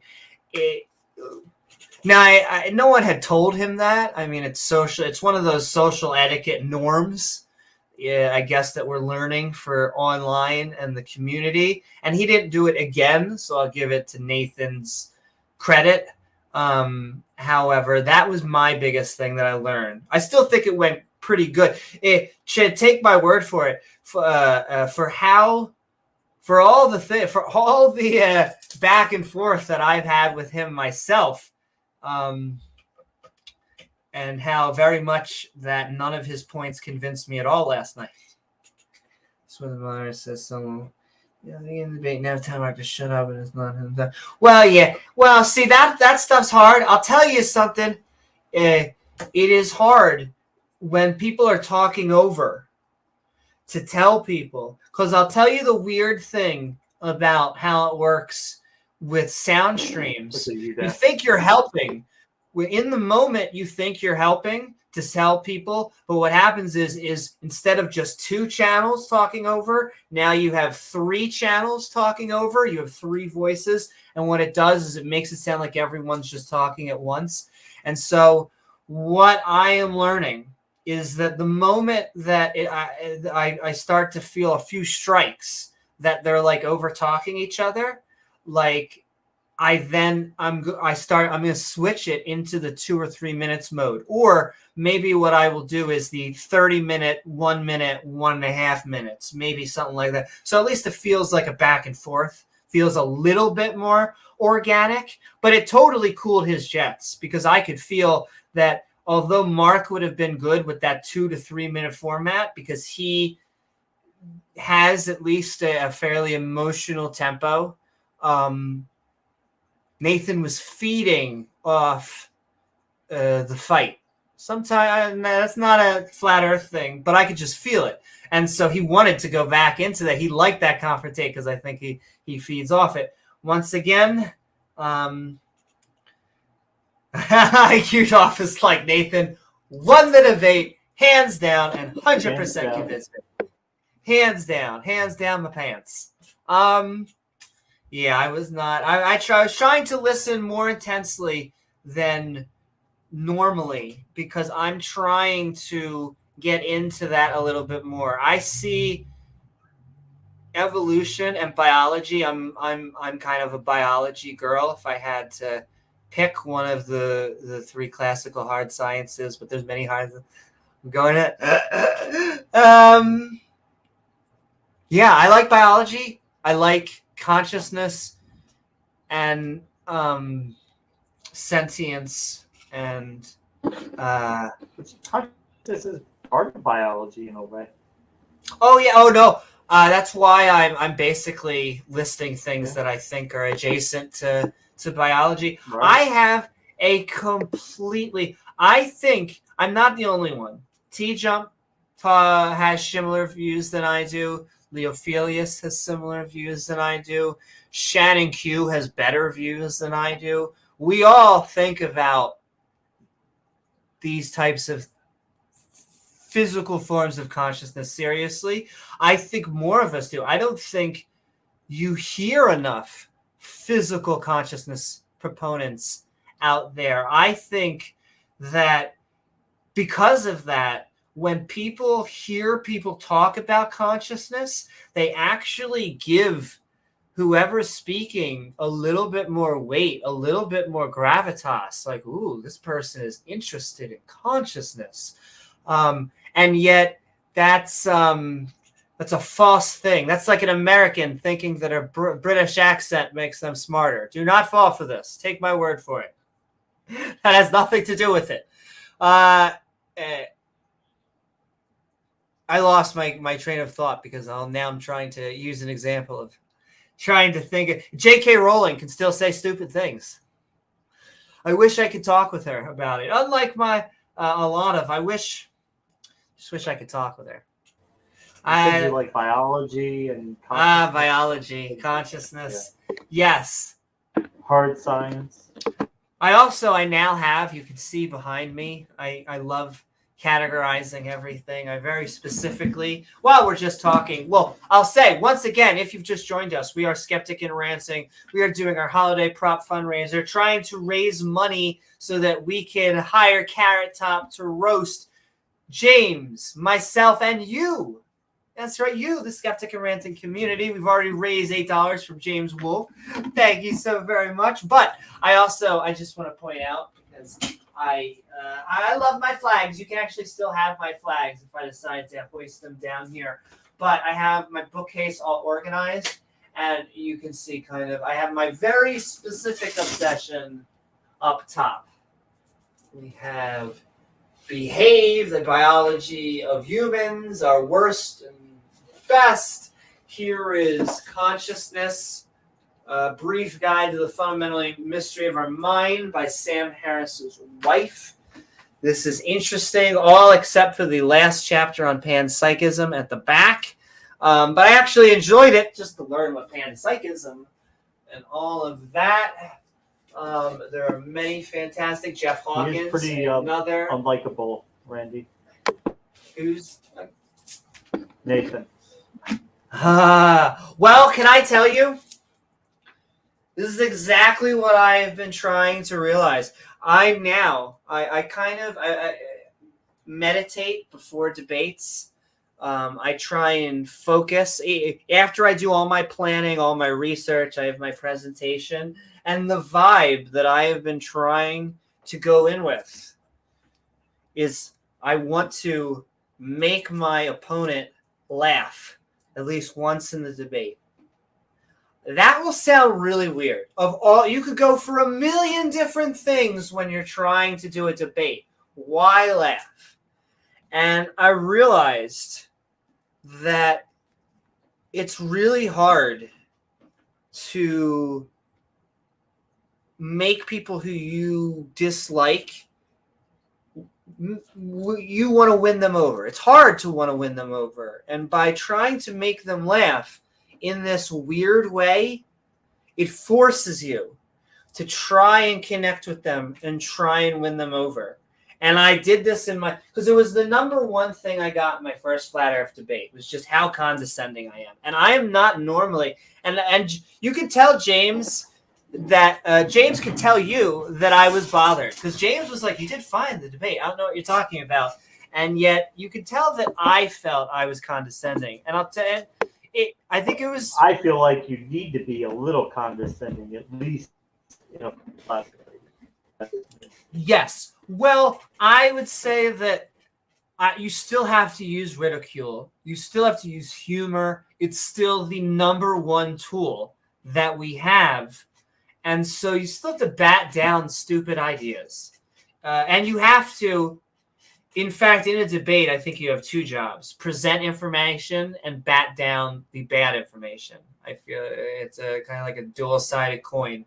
And so that is just for every debate. So you're going in with that, but I'm now trying to realize that I'm trying to connect with my interlocutor every debate. And it's hard because some of these guys, they don't want to connect with you. Guys, gals, they think you are the enemy as much as, we look at some of these people and want them in jail for doing gravity experiments on their wife, or, being a little bit too close to the jungle gym at recess with binoculars. Thompson himself was. Do you know how much I had to fight when he said that? There were multiple moments where you see how emotive. What did he say? Because I was at work. Did you not? Oh my God! You have to at least. It was a long debate, but the super chats just keep coming in. This is James. We need to do more debates. I don't know how to tell. I know we talk about this personally, but oh my lordy, if we want fundraising about it, why do a fundraiser? We need to do debates because. I swear, I feel bad because some of these people, I love them. They are amazing individuals. I know who they are. They've been on streams. They are brilliant. They have expertise. And I think that's what actually kills them the worst. I swear, the more expertise you have in the field, I think the more when they hear people like Nathan, they die a little on the inside. And so they end up spending a quarter of half of their paycheck or whatever they have on trying to convince this flat earther that he's wrong. Now, listen, can I say that because of it, the Q&A ends up being one of my favorite sections. You get really interesting questions and answers because you get things that at about an hour and a half, you can't really squeeze anymore. Mark's a brilliant guy. He is basically as fundamental a part of the Skeptic and Ranting community, I think, as we can have here. But even he after an hour or so, I think he's like, there's so much of this bullshit that I could take.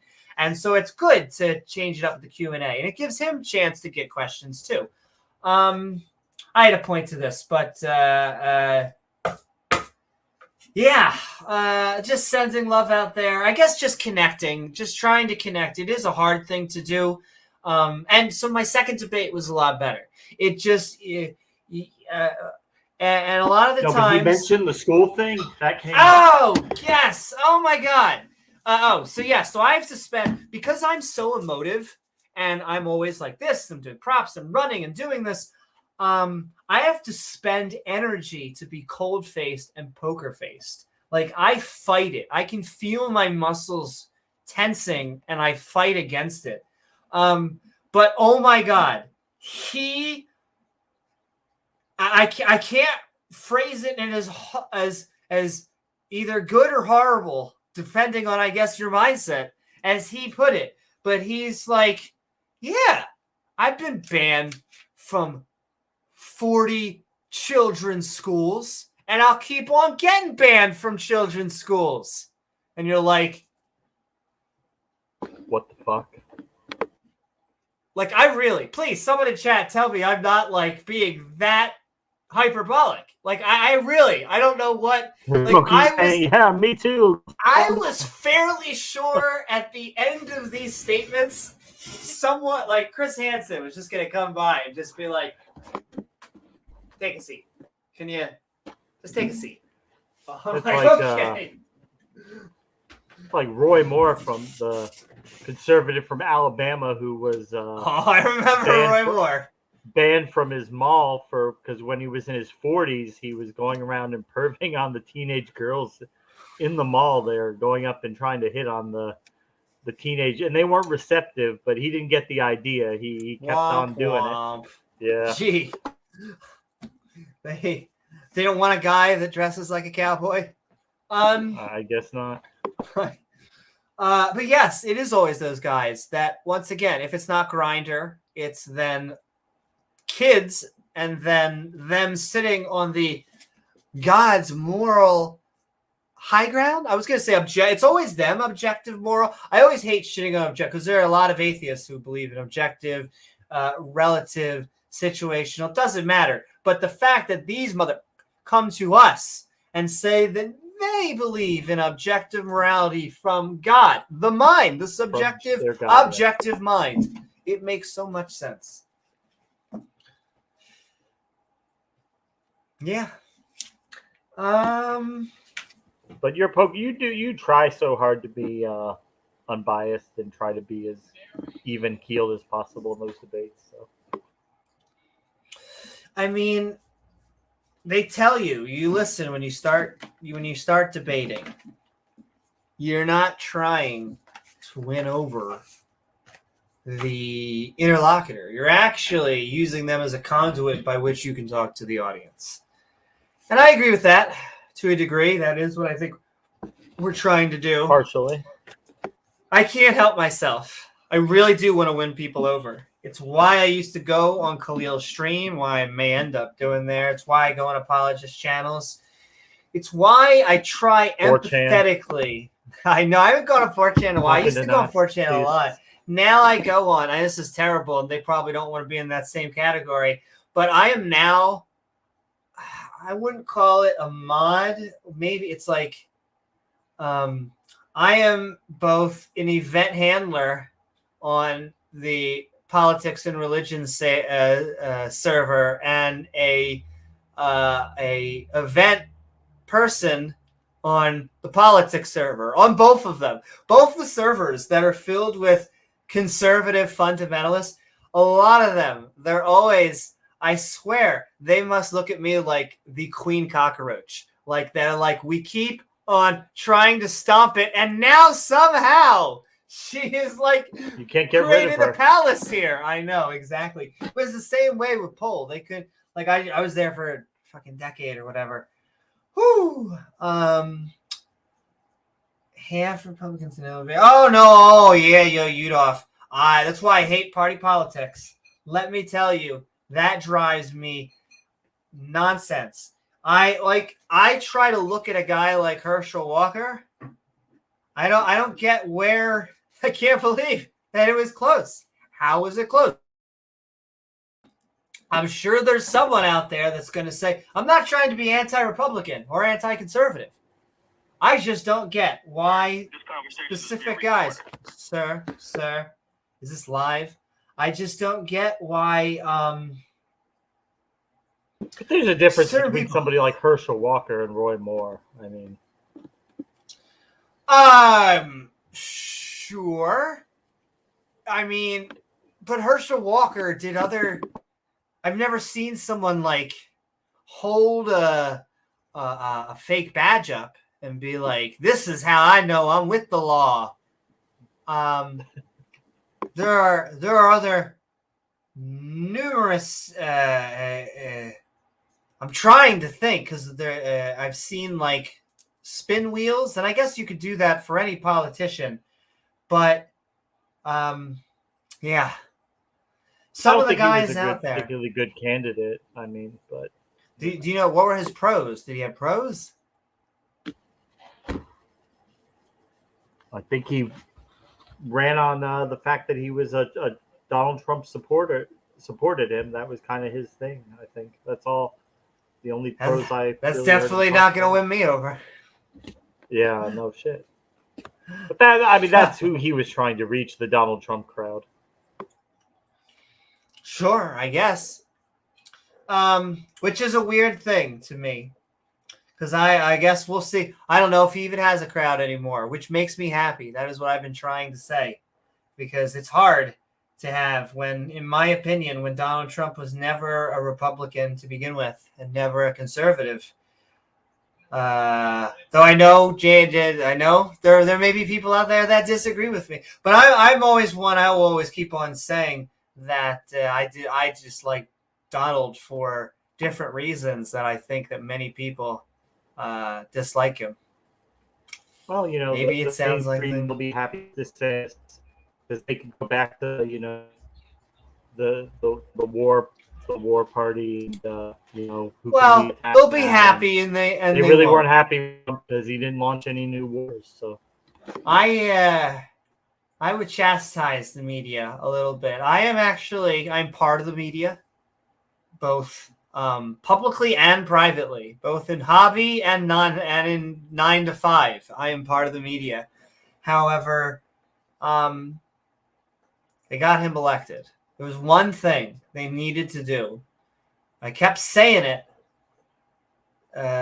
throughout the entire time, throughout the election. And I remember very specifically one lady on Bill Maher's show that was like, I don't think Trump will be the party, the voice of rural America. Really? And she was a conservative pundit.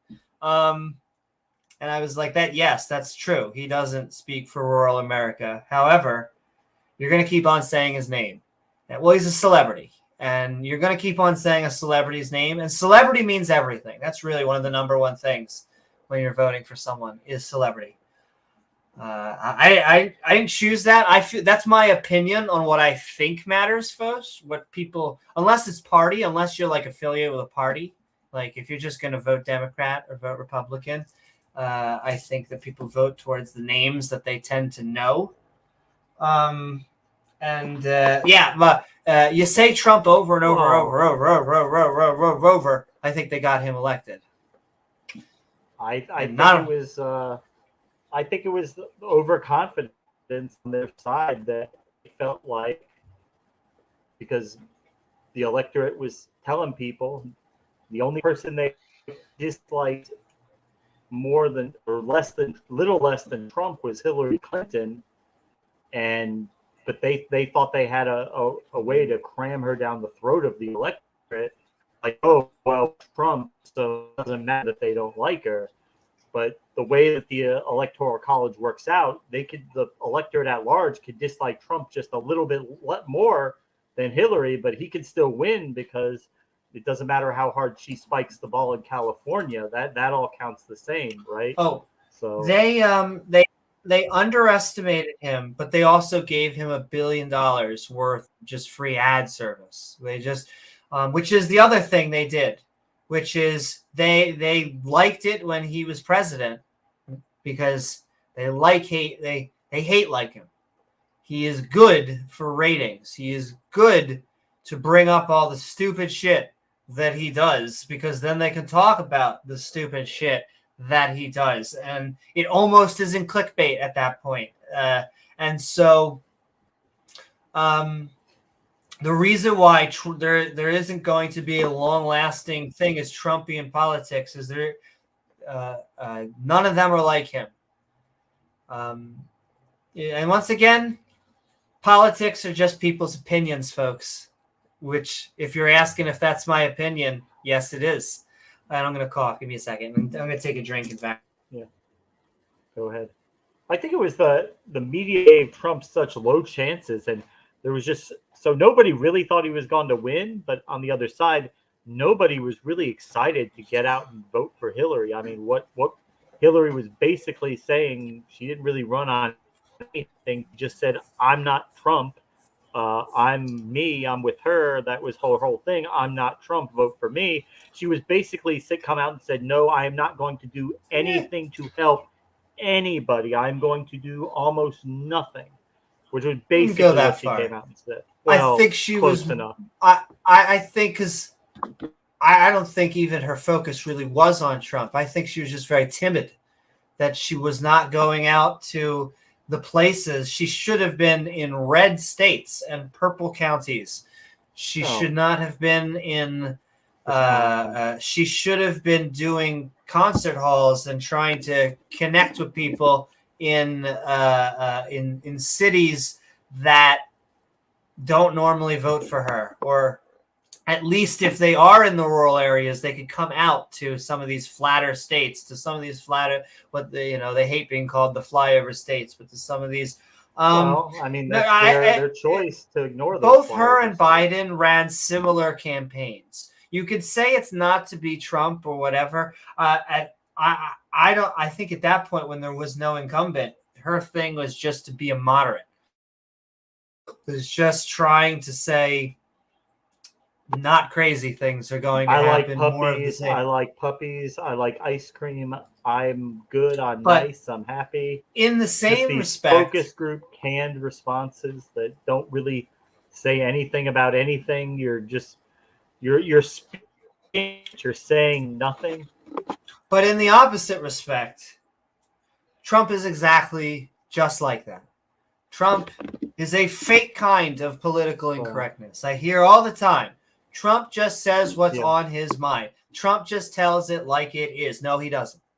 He will tell you whatever your views are and whatever you like and whatever you want to hear. Whatever appeals to you, that's exactly what he's liked. He's liked it that way. Oh, you don't like that now? Oh, well, I never liked it to begin with. I've been against it the entire time. He is one of the most politically correct presidents, candidates, whatever you want to call it. So it may not be focus groups, but it's whatever you want, baby. I'll be whatever your views are. And that can only work for so long. That's why no Trumpian will, because when you say what Trump's base, well, I mean, what does Trump believe in? Is Trump for or against abortion? No one really knows. Is Trump, you can say Trump's against the border. Is he really? Does he really give a shit if Mexicans are coming? Probably not. So, does Trump care about the military? Does he really give a shit? So what are Trumpian? There's nothing to be. There's nothing to be. He's a Northeasterner who likes fast food, politics, who likes in fancy. A way, that's kind of politics. I mean, sure, but see, this is why I dislike him. When you listen to liberals talk about why they dislike him, they'll talk about why they dislike conservatives. That is not why I dislike Trump. I dislike Trump because he's a fake. Because he's like me, pretending to be rural. Because he is someone who's never worked a real job, pretending and going up to truck drivers and going, honk, honk, honk, honk.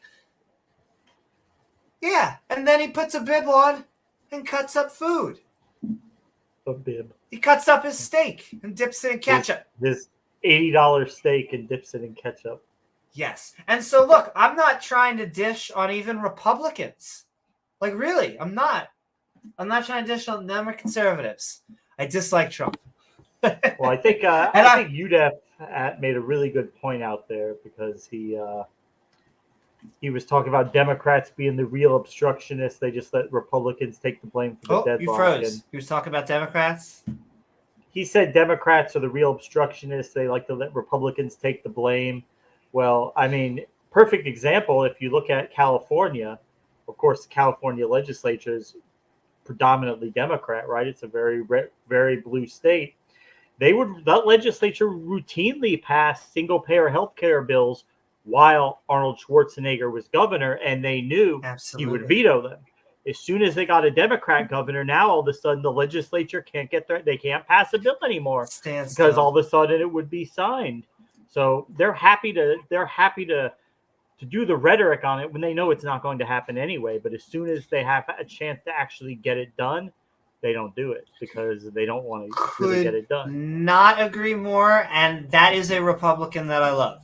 I love Arnold Schwarzenegger. I actually think he has okay views. I've seen some of the ways he's a moderate, he is and I like moderates. And so, I like it when people work. Well, I wish they would work across the aisle more. The real shit, they like them. And so, I wish that everyone would come together. I do think it's the extremes on both sides and the horseshoe model. I do follow all of that and stuff. If you don't know what that is, it's just that basically, like, the center is here, and then sometimes the crazies, they kind of bend towards the spectrum. And I'll tell you that when you look at some of the anti-Semitism, the conspiracy theories, the whatever, it does kind of fit that model. It has this kind of mindset where, very weird. The flat earther that T-Jump was talking to was anti-Semitic, anti-Catholic, but just really triggered when we start talking about Adam and Eve. Like, you're going to start talking to us about how that's not Oh, absolutely Christian. He got very triggered that we Judaism? Insult. It is also the weirdest thing. Well, what I've found, like, a high portion of anti-Semites are Christian, which is like, not only are they Christian, can I tell you the cognitive dissonance? Let me tell you how they slice that circle. They put the corners on that sphere. They say, you don't understand, James. Jesus wasn't a Jew. He was a Hebrew. No. Jews were a recent invention. The Khazars, the Ashkenazis. Yes, exactly. Yeah. But Jesus, he was a good boy. He was a Hebrew. Yeah. Exactly. Once again, the cognitive dissonance in their brain. Well, usually you always point out, like, the Judeo-Christian, how it's Christian, but they want to, which is really what they're trying to say. Christianity, the Abrahamic religions, excluding Islam, because they're trying to say we're okay with Judaism, we're not okay with Islam. But well, indeed, because there's always backwards compatibility, James. Just like the Muslims, they want to include the Christians and the Jews, but the Christians, none of that new shit. Mm-mm. Well, actually, most of the fundamentalists, they at least like put the veneer of that they love Israel, they love the Jews. They just would like them to please stop being Jews and all convert to Christianity and just be Christians. So we love Jews. Exactly. We just want them to stop being Jewish and convert to Christianity. Then he says Jews were bad, and that's why God switched to Gentiles. I'll tell you, there is no point in the older New Testament when Jews, non-Jews, everyone up and down the corner is not God shit up. Like, give me a time period where people are actually obeying God. Like, that seems to be... Well, that's a replacement theology that the Jews were God's chosen people, and then it became the church because Okay, see, here we go. Yeah, here we go. Their father is Satan. Let me guess. And they're Hebrews, right? They're not the real Testament, Jews. They're synagogue of Satan. I know, exactly. James, it has just such a funny word. And we're sending love to you, Zelini. I know, Zelinki, that's not what you believe. You're just saying what you hear. He's not advocating. Yeah. It's just some of the things that you hear that they... Exactly. No, we've had Zelini on. Zelini is an amazing human being. But it is this, like, brand of... I think he's like a traditional, like, Orthodox Christian, not like a fundamentalist. But I was, like, afraid of this. I have been talking about this subject, James, as long as you've known me, right? I've been, this is... it's one of your things. And so, well, can I tell you the weird thing about that? I listened to something the other day that kind of like, it makes me think. And I just have to remind myself to have a balance. I listened to a thing about how Neil deGrasse Tyson said that he will not accept any invitation to an event that is just about being black. He won't accept any event just about skin color. He'll go to any event, however, about science, about astrology, and about cosmology. He doesn't like the race. And he said the reason that he does this, because if He said, if the first thing that you think about me when you hear the words Neil deGrasse Tyson is that you think about me being black, he said that I have failed as a scientist. Rather than being a astrophysicist. Yes. And it's true. It is true. Like when I think of Neil deGrasse Tyson, it is not the thing. I think of him as basically the replacement of Carl Sagan. When I science communicator, a science communicator, exactly. And so it makes me afraid that my obsession of not having a race consumes me, and I become the thing that I hate. That by talking about it so much, that I'm consistently bringing the subject up. But I don't know what to. I don't know what the balance is. You know what I mean? I think, that's why I've said before that you're not a transgender counter-apologist. You're a counter-apologist who is transgender. Who is transgender. It is a difference. I 100% agree. And do you know where I feel this vibe? I don't want to get. I love doing debates, and I love to any debate, including a debate about being LGBTQ. And in certain things, I think I'd be really well educated and be able to defend them well. When it comes to gay marriage and certain transgender rights and acts, sure, I'll do the debate. But I'm not actually, I think, the best. It's not what gets you up out of bed in the morning. Yeah. I mean, I think about it, I focus on it, but almost always it becomes from a counter-apologetic lens. I'm not normally the first person to bring it up in a debate. Normally, I am the person who brings up theism, even when they don't want to. I have to. I'm thinking about it on some of these flat earth debates, like not saying anything about religion, but creating like a separate opening statement for like the moment that they bring up religion. And then the moment they bring up religion, just ask the moderator for 30 seconds and and see, ladies and gentlemen, I have prepared this to show you that God actually is the lynch point of it at some point. Well, and they don't want to expand on it. They don't want to go into it, but they want to just throw it out there and then run away.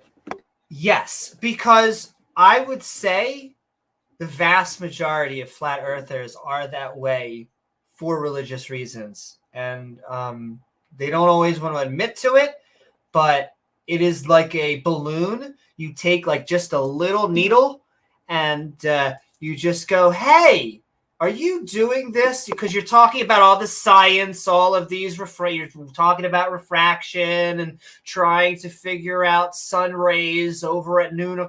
But you're like, hey, is any of this have to do with God?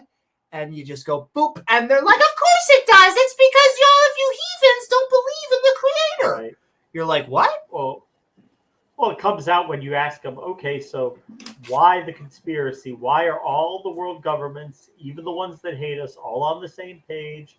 Why don't the North Koreans say that, oh, by the way, the world is a globe, because they would have the resources to be able to tell. They launch rockets in the sky. They would be able to have information. They could confirm that the world was flat if it was. So would the Soviets, so would the Iranians. Everybody would be able to know. But yet they're all on the same page that the world is round, that the flat earth is not real. Why?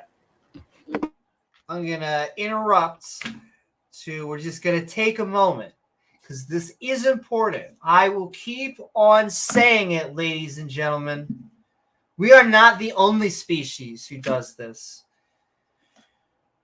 We are one of the few species lucky enough to be able to comprehend the dead. And so it is with my gratitude as a parent and my sadness in my heart and appreciation for everything that you gave to Rocky. So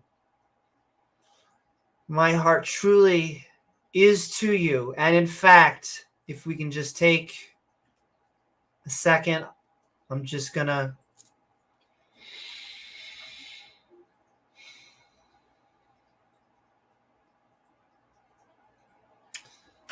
Thank you. And thank you, Rocky. I'm glad they had an awesome parent to give them the most amazing, fantastic, excellent life they could.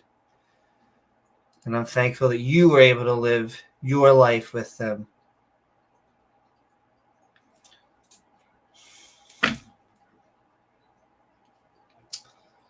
It's one of the important things. One of the hardest things about losing one's religion is that we need to learn how to grieve together. We need to learn how to cherish, memorialize, and memorize the times that we have had together, because we're the only ones who can. Truly the only ones who can.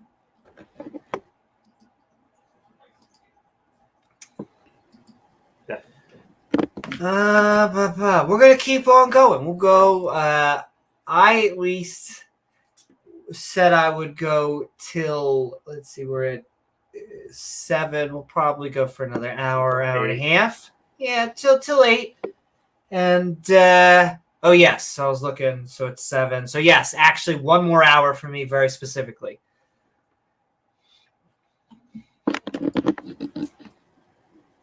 Thanks, Rocky. And we will probably do a part 2. Probably, I can already tell as it's getting later, we're getting more of our crew is showing up. The crew is coming in, yeah. It's so funny. Well, you have time slots. I think you get your time slots, and that's when more of those bells get used to you coming on. They expect you to come on. And so we'll have to get used to people putting premieres and stuff at this time so people get that. And maybe even doing a few more live streams where I'm going to do more Skeptic on the Street when it is not 9 degrees outside. It was a great first episode. We had great feedback. It was the best we could have asked for. And so it is a show that is going to be continuing. I have been brainstorming a new show, James. I know we have 1 billion, but I've been talking with Rachel just back and forth, and I know it's a subject that isn't your happiest, and yet and we kind of have a replacement for it with the Bible study, but we were just thinking about how a lot of people lose like going somewhere, doing something on Sundays, and so it kind of like is a tradition that people are just very comfortable with. And so we were thinking, or at least trying to think of a show, well, almost like a Sunday philosophy show. It doesn't have to be philosophy. When I mean philosophy, that can incorporate a lot, including mostly specifically our just counter apologetics, probably. But like, well, yeah. What are your thoughts about that? As kind of almost having an alternative to a Sunday thing, but between that and as like a pilot show. I mean, I'm trying to think of some names. Yeah. See if anyone else in chat, if you guys have, if you would like something like that, because we're just. I usually work Sunday morning, but yeah, and that's right. I guess you have to be Sunday mornings, right? I guess we could try and make it. Once in a while, depending on my schedules, I'd have to figure that out. But who knows? Maybe it could just be premiere something, or record it later, premiere it Sunday night. Try it, see how it works, and the benefit of having a lot of shows all with similar topics is it feels like we're starting to have different gloves. So when we want to have an interview, we have it for this. When we just want to impromptu debate something, we can do this. When we just want to have a talking thing, us talking, we have our Skeptic and Ranting.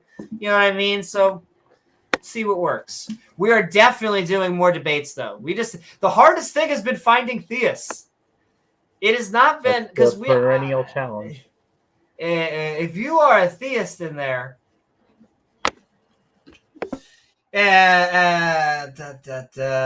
Trying to say what else is there. Like, we should get Zelini on there. Zelini, if you would like to debate, that's we right. need to get P-Town ultimated. My friend request, so I can add him with the thing with Mark to do good. Yeah.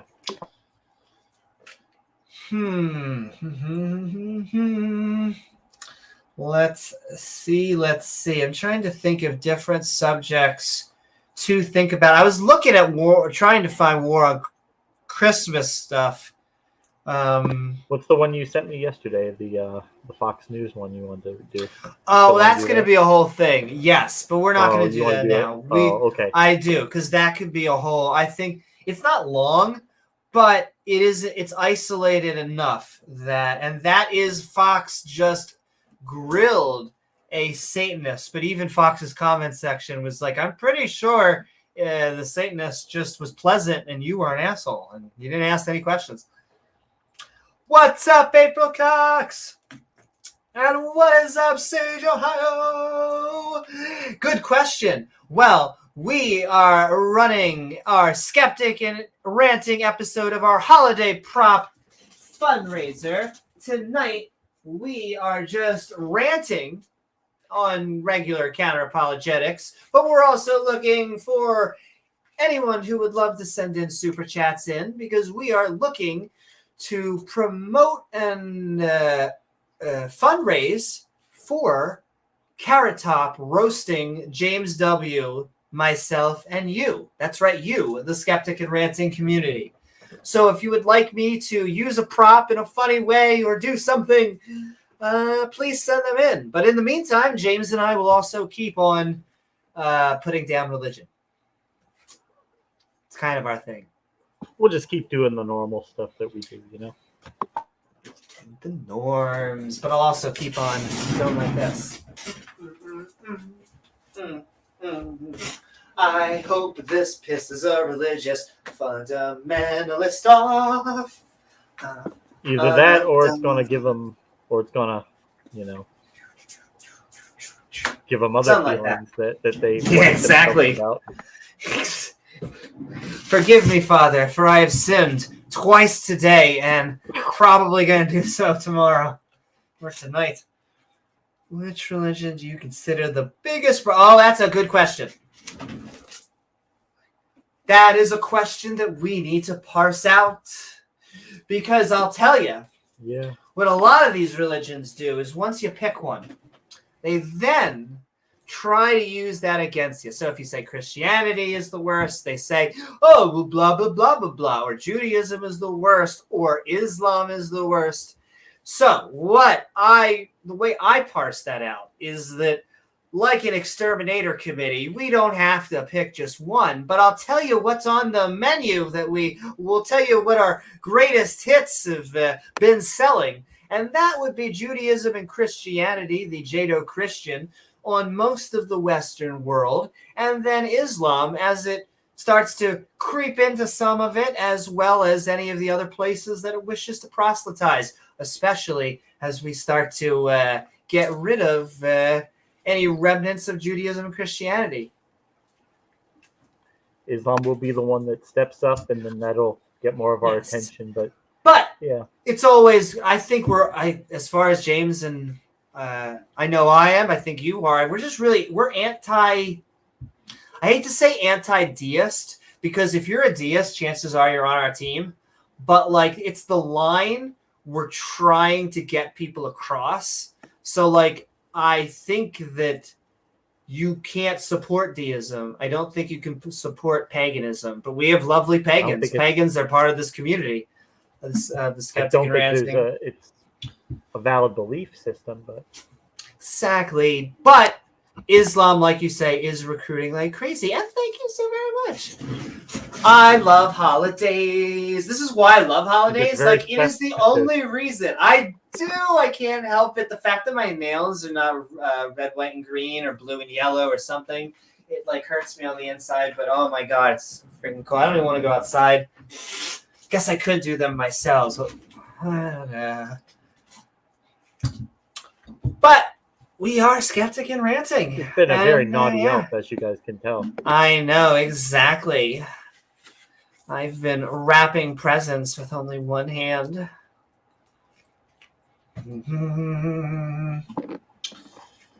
Something on off-week Sunday of T-Stream. Something on the off-week Sunday of T-Jump stream would be great. Actually, sending love, Udo. Oh, that's right. So I guess that's true. We do have the fortnight every time with Sunday. With Randolph, yeah. That is Randolph, and that is early. So maybe we could have a nightly Sunday stream. Or an afternoon Sunday. No, it doesn't have to be. Maybe like a nightly Sunday stream. Maybe? Because nightly's our thing. I don't know. If we can make it work, yeah. Usually I'm off Sunday night. So. Maybe what I'll do, or maybe what we could do is on the nights that Randolph, on the fortnight that is not Randolph stream, I can do it if we're during the day, and maybe you can join in on the phone or whatever. Yeah. And then on the time that it is Randolph's time, we'll do it at night. Yeah, we could try that. Boom. We'll make it work, guys. We will. I honestly, between our Skeptic Bible study and if we can create a Sunday philosophy stream, I really feel like we're slowly but surely secularizing and replacing all of the actually good aspects of religion. You can have your Bible read it from a skeptic point of view. You can have your community. We'll talk philosophy. Talking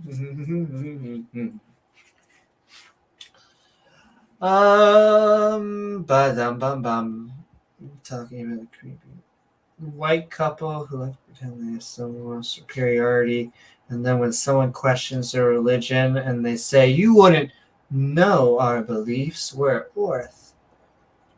What's up, Coffee Mom? You were sending in comments and questions last night. Send in love. I have to hold back. We do get some viewers from your debate. Oh, I do. I think Bitter Truth's been on here, right? What do you consider the best, most convincing argument for God, a creator? That is very hard, because I'll actually tell you. I'll tell you that the harder arguments to bat down are the more deistic arguments. The more deistic you become, the harder it becomes to unwind them. The more philosophy and science, the more philosophy we have to do. It's almost like the more science we have to do with the young earthers. It's like, it's just not, it's factually that's easy to get, not 6,000 years. Yeah. Woo, love you too, Coffee Mom. Mm-hmm. Also love coffee. And my mocha cookie crumbles. It is objectively good. Objectively, that's right. From the subjective, objective mind. The first cause, I don't even understand what a subjective experience would be if you were subjectively experiencing everything at once. That is insanity. Even contemplate that. Exactly. Well, it negates any reason for a consciousness. Oh my goddess. Yeah, I know, it hurts our brains. But that's what they think. My joke is always, they have to steel man what being transgender is. And all I have to do is, or they have to straw man being transgender, and all I have to do is steel man the Adam and Eve story, and we can just compare biology. They have to say a man can not become a woman, which is no transgender person is saying. We are saying that we are transgender. We start with one biological sex, and we change our gender to be either masculine, feminine, or in between. Sex. Yes, and it's really conforming. We're not even changing it. We were feminine before. We were hiding and pretending we weren't so that we could conform to society. Let's steel man the Adam and Eve story. There was a guy created out of clay. And from that, he got super lonely, and God tore a rib and made that rib into a man until the talking snake came about. Tricked that rib. Which one sounds more like biology and sociology, and which one sounds like a fever dream? I think I know which. Bullshit. Yeah, which one sounds like bullshit? Yeah. Oh my goodness. Let's say we change our gender. It's making some biological change as well. Well, I mean, you're definitely changing your physiology with hormones. And here's the thing. I look at multicellular life forms as walking, talking, especially in the case of animals, ecosystems. We are little walking ecosystems. Yes, we like to think of ourselves as the consciousness. And I guess us. It depends on what way you want to break it down. But like us, when we're speaking of the I, we like to think of ourselves as the consciousness. But we really are our bodies. We really are the floating ecosystem. We like to separate ourselves out and just think we could throw the body away. I always warn people with this. It's not possible to, I think, do that unless you're replicating the exact same thing that you want to get rid of. And I'll just give you an example of how tied to our bodies we are. And I use digestion. People think sometimes theists think it's silly. What does it mean if you transferred your consciousness to another medium and now you no longer need food? Can you imagine your life without food? How much enjoyment have I just removed from your life? There's an actual enjoyable experiential component to food, right? That we have now removed. And so do that with everything that you thought that you are. What does it mean if you can't? You no longer eat. You no longer go to the bathroom. What would it be on the other side if you never needed to eat? Like if you never knew what you were missing about food. And I get you. It may be maybe it's a better, more concentrated, so you can focus on other shit. But you have to worry about. I think we often don't think of ourselves in terms of our stomach, and in terms of our colon, in terms of all of this other stuff, but we very much need them in just as much. Now animals very much need us, but like it generally it comes the other way. It didn't. The consciousness formed and then the animal formed. That doesn't seem to, which is what I think religion does. I think it says a mind existed, and then there was just like a whole bunch of nothing, and then eventually another mind. It's like a sandwich. Yeah. I get you. Sandwich. There's a lot of people who say, I don't want to feel pain. And look, if you're in pain, that's a great wish to have. But we need pain. There's people who cannot feel pain. Evolutionary advantage that helps the species survive. And not only does it survive on the macro level, there are people right now who suffer with a syndrome where they cannot feel pain. Leprosy is leprosy.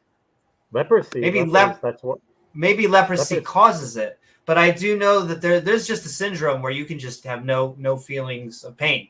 That's why lepers, their body deteriorates because they hit themselves over and over again. Well, exactly. And what happens is they have to be very careful. Ironically, they have to be very fragile because they could be doing damage to they could be chewing their lip and eating themselves. They wouldn't even know it. And so, yes, there are good reasons why we have all this. I'm not saying we wouldn't even be conscious. I'm just saying be careful throwing the baby out with the bathwater when we're talking about throwing our body away and just keeping the conscious component. because I like, some people still like cheesecake. I'm going to. Do you have any subject that's been on? I'm trying to think of something. I'm just gonna be right back for one quick second. I'm trying to think of something that AJ was just doing a. Well, first of all, congratulations, AJ, on hitting 7K, because that is amazing. We have a lot of Mark Reid is blasting up there. He's going to get his 1K soon. We need to get him. If you haven't subscribed to Mark Reid, you should be checking out Atheist Jr. You probably are. I think Atheist Jr. and Mark Reid, they both started out here. We are proud to be the mama and father of atheist content creators. We can only wish them well, I hope. Great people. Exactly. But he was talking about Kent Hovind. And so I guess that might be a subject to maybe bring up any ideas, as maybe we could start talking a little bit about the creationist obsession. They always say that we're obsessed with evolution. That's what I get sometimes, is I got someone who says, well, if part of being an atheist isn't accepting evolution, then how come, James, we do so many topics about evolution? Why are we talking about all this whale dick to begin with? And it seems to me because they bring it up, because they're obsessed with it, is that there's this front about trying to knock down the cornerstone of modern biology, which is evolution. Well, I mean, it's not like evolution. It's not like you can't be a theist, you can't be a Christian and believe in evolution, because lots of them do. But the idea is that if there was no evolution, if there was no naturalistic explanation for the diversity of life, then it wouldn't automatically mean that the theist would be right. But it certainly would give them more credence in that direction, that, hey, you guys don't have any explanation whatsoever for how this diversity of life arose. So, hey, we've got an explanation.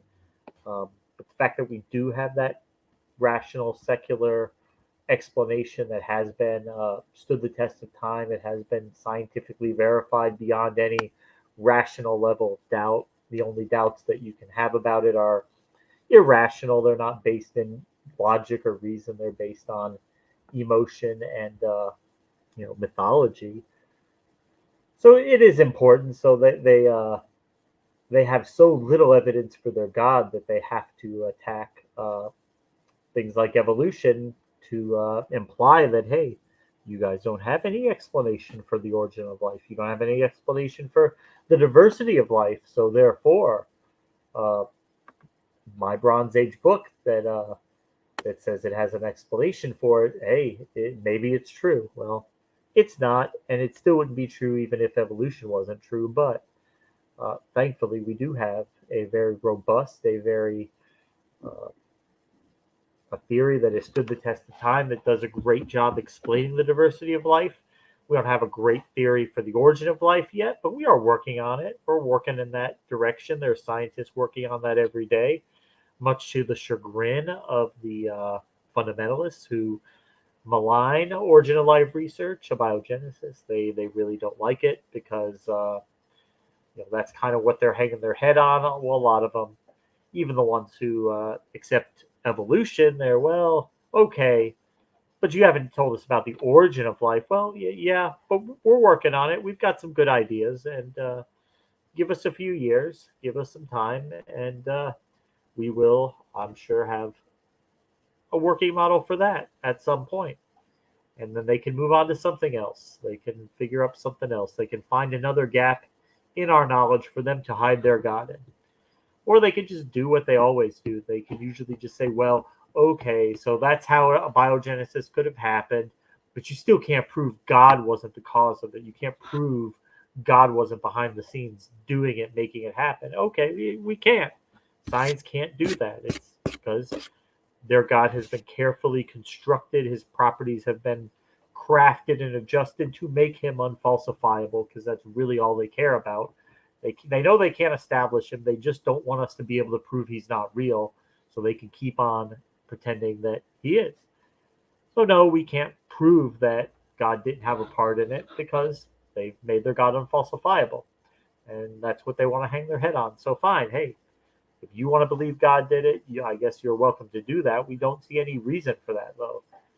And I guess if you want to claim that maybe as a deistic or a pantheistic God, I guess you could do that with more credence. But if you're claiming it's the Christian God, the God of the Bible, the God of Judaism, Christianity, well, I mean, you have some problems with that because that God has a whole host of internal contradictions, problems, and paradoxes. Nothing about the mythology, the religion makes sense. It is just a basket of silliness. Yeah. Like we can't disprove all gods, but there are some gods that we can pretty much say that.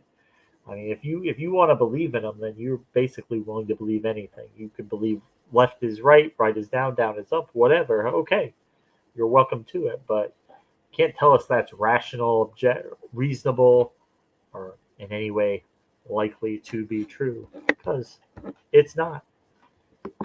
How's everybody doing tonight? We got Gizmo here.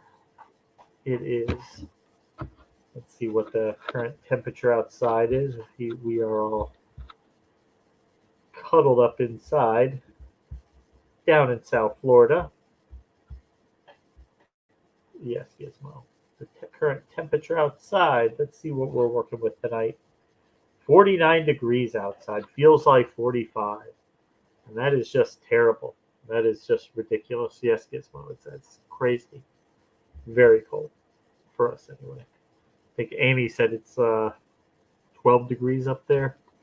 Yeah, something like that. Welcome back, Newman. Oh, there's Sherry. Buttercup. Oh, I look at know Buttercup. we got two. Hop up It's on funny. there. Look at Buttercup. Moonlight of all of them. Oh, there's Moonlight on the chair. Hey, Moonlight. Moonlight is the oldest, but he has been the most receptive to Buttercup because I think he's looking for a playmate. Feels like even he gets exhausted and tired from her. What's that? Oh, Cosmic Kyle says negative 17. Sage, Ohio says 11 degrees Fahrenheit in Columbus. Mm-hmm. Yeah, winter is here. And I am queer. Of course, you'll be able to turn on Fox News and they'll be saying, what global warming? It's cold out. Ha, ha, ha. How can it be global warming if it's cold out? I mean, duh. I have a snowball. Come on. It still gets cold in winter. There are certain subjects that I feel, but I guess I also think should not be political. The Earth getting warmer is one of those. I don't feel like I'm taking a side on that, except for, in debate, I guess you can have any side. But yes, I don't think that should be liberal or conservative. In fact, I think that most, or at least more, conservatives outside of the states are sympathetic to this. I mean, I remember being a kid going to school in South Florida, and you needed jackets a lot more than you need them today. There would be a period from maybe late October to February where at least half the time it was pretty cool out. Now we get it for like maybe a week, maybe a few days here and there, but basically 90% of the time that jacket's sitting hanging up in the closet because most of the time you don't even need it. Hey, Cosmic Kyle, can I ask something that if you agree with me? Because I'm just pot-shotting, but I think there may be a time within the next few hundred years where, we're not going to have large bodies of ice.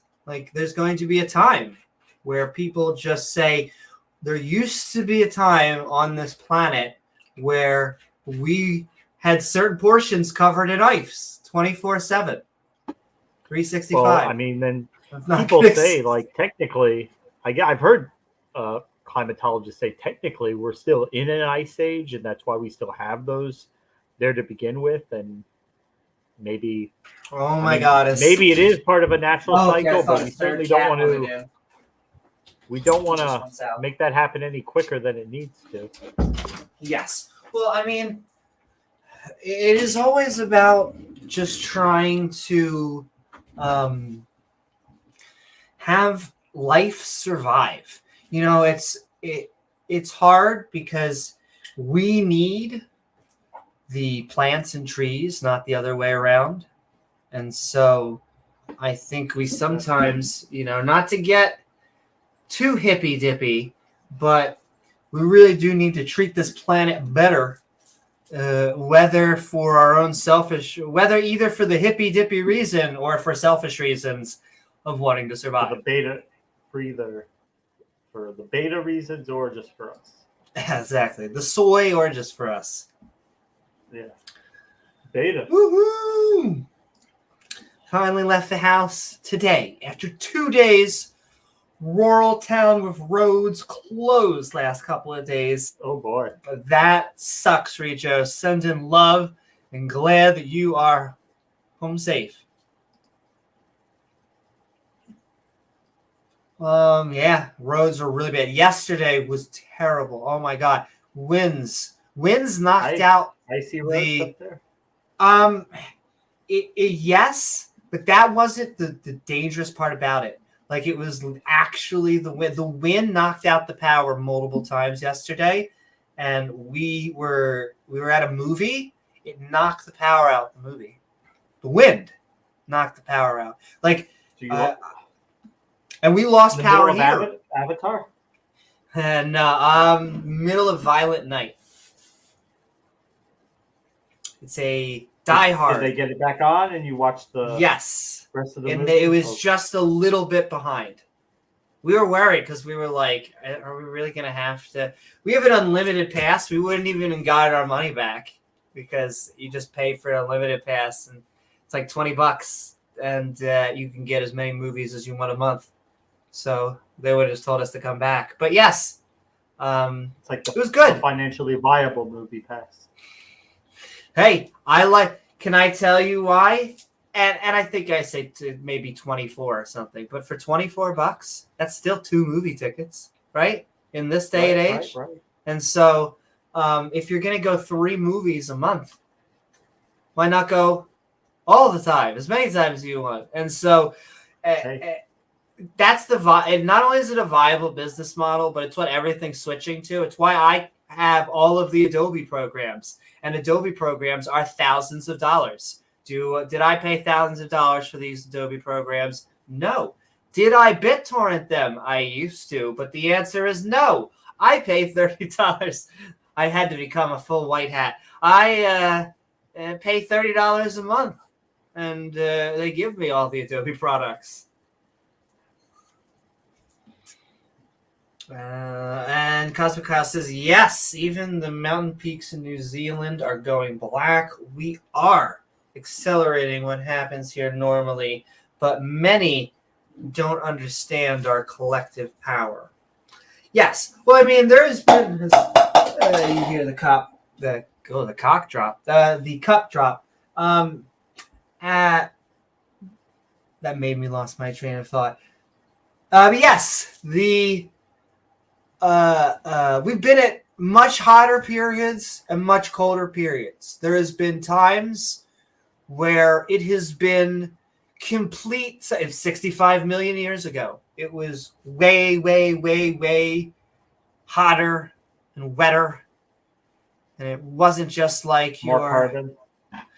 Exactly, just like me and your girlfriend last night. But no, it was also much colder when we had actual ice ages and mammoths and stuff like that. So life has a band of range, a range band at which we can survive and which we thrive and which we do better in both of those. But we also came to be our species during this weather. And so this very specific weather pattern is what we're used to. And so it and it also can go in a runaway effect. That's what we don't want. Yes, and so it's like if we suddenly live in a water world, will humans be able to somehow survive? I mean, maybe we would. Does that mean we want to? Probably not. Well, would some of humans be able to survive? Yes. Would we be able to survive at the scale that we're at today? Almost sure. But that's my point. I mean, that's exactly because that's the difference between we have basically a survive and a thrive, different bands. We can, will we be able to continue as a species? Maybe. Will we be all over like we are now? I mean, imagine agriculture would all have to switch to ocean-based like seaweed harvesting. I mean, we couldn't really do agriculture on any type of scale. But James, but do you know what would happen? Farms. I mean, but what would happen is you click that, thousands and thousands and thousands of years pass, and then they're used to that, and so, but yeah. But we want to, I would say, you don't want to go against the grain. You want to go with it. You don't want to make the world into an environment that is terrible and that we have to put on an oxygen mask just to go outside. Then maybe we'll evolve kills like Kevin Costner. Or I like, once again, maybe, I guess, semi-spoiler warning. You can see it in the trailer, but like, the aquatic Na'vi have very specific mutations that make them more suitable to the water. The one I can think of the most is their tails. Their tails are longer and used in swimming to a degree that they are not used in the forest, where they're shorter and they can wrap around things like trees. What can I tell you? Not only that, you want to know something interesting? Check this out if you ever see this. Avatars that are come from humans have eyebrows. Natural born Na'vi do not have eyebrows. That is why Jake has eyebrows. That's why Neytiri does not have eyebrows. It's why Jake's children, even though Jake and Neytiri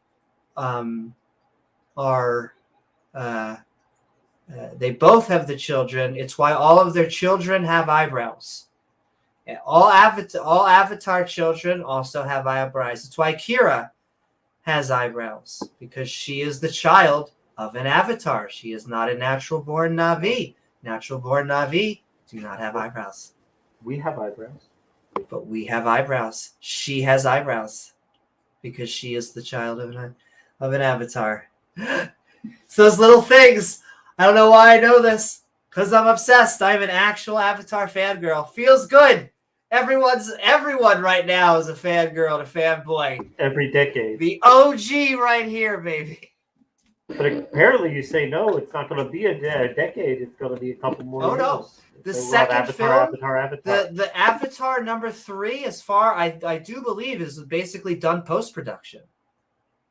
Like, not even production. Post-production. They could put it out now, and they're not. They are just putting it... They are finishing production of Avatar 5 right now.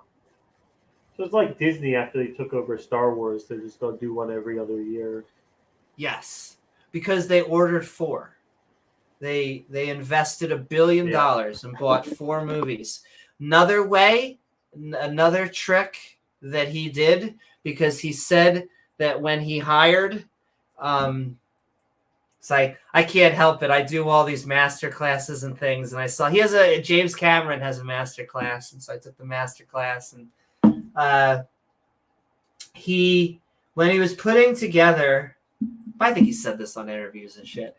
When he's putting together the directors for and the script writers for all of the 4 avatars, because they ordered 4, he did not allow any of them to know which script of the 4, because I think each one has a different one, they were going to get, or which script writer. I'm trying to, because I think he directs it. So it has to be he had 4 script writers.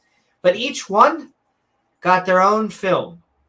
But he didn't tell them which one they were going to be working with until they were finished writing all 4 scripts. Because he felt that if they just had their one, they would be biased. But because they all came into it, each saying what they wanted to do and what they wanted to change, that was another thing. He said he had to first get them to agree on what made Avatar make so much money. And I will give you the answer that James Cameron says that they decided on. And I am now trying to figure out how to do a secular version of. He said the reason why Avatar resonates so deeply with people is because it invokes the numinous. The numinous is the spiritual, the connection between you and as much as the religious would say transcendence, as maybe I would say as everything is connected together. As much as that sounds like a deepity, we'll say life is connected. And so it is this aspect, he says, that they are specifically trying to tap into, as well as the aspects like family and the hero's journey and all that. I've been trying to figure out how to create a secular version of the Numinance. It's what I'm trying to do in Nation of Angels. Because my girl is kind of a Mother Nature surrogate. Oh. With that, you can hear, with Cooper getting excited, you can tell one of our guests here, it's Dee, it's the sister, the other girl that got the other kitten. She is now here. Yes, she is. So we're probably going to go in we're going to go in 20 minutes. So we're going to start closing up. Like I said, it's we'll do another one. This was a lot of fun anyway. It ended up being kind of like it was a skeptic and a ranting. Almost like a half-read Q&A. Well, I always appreciate, we had one or two theists. I always find it funny, the theists, the creationists, they never stay long unless they identify as a skeptic. If they're a theist and they identify as a skeptic, they tend to hang around. Skeptic. But yeah, he doesn't, the 7 day. Oh my. But yes, if anyone else in the interwebs has the last few topics, we'll start to talk about them. I'm trying to think if I have anything that I want to go over. I know that I'm going to do more debates, like we're saying, including more. I'm just going to do some more impromptu debate use, both on the politics and religion server and the politics server, as well as probably, if I can ever figure out the web version of Clubhouse. Took me a second, but and I need to join TikTok debates. I can't host TikTok debates because I don't have 1,000 people. So I need to start doing TikTok. I'm on my phone and I debate probably too much on my phone, but I need to like chat text though. I'm a very big chat texter. I need to do some more. I see Danny, sending love out to Danny on Fi Talk over there. He does great content. Very cool, calm, collect guy to have these discussions. Yes. He's another one who I just think, because of his slightly moderate, I just get a slightly moderate political vibe from him. And because of his background in philosophy, I just think he is a very, he disembowels arguments decently because of his background. And then I feel like he is a good enough skeptic dar that he kind of poo-poos people that are bullshitting him. I'm very partial to. I'm trying to think. I'm trying to give as many shout outs if there's any other YouTube content creators out there. I know Matt is now doing his own stuff. Send love to Matt Dillahunty. I know him and Arden. Arden does great things. Arden does great things on the ACA and the line much to as well. Sunflower's chagrin. Oh my goddess, Sunflower. My potted plant. Please just come out. I love you. I don't know what of the LGBTQ you are, but I know you're one. I love you though. Merry Christmas, everyone. Doesn't make you a bad person or anything. Merry Christmas, Captain Des. And yes, as the joke used to be, and there's nothing wrong with that.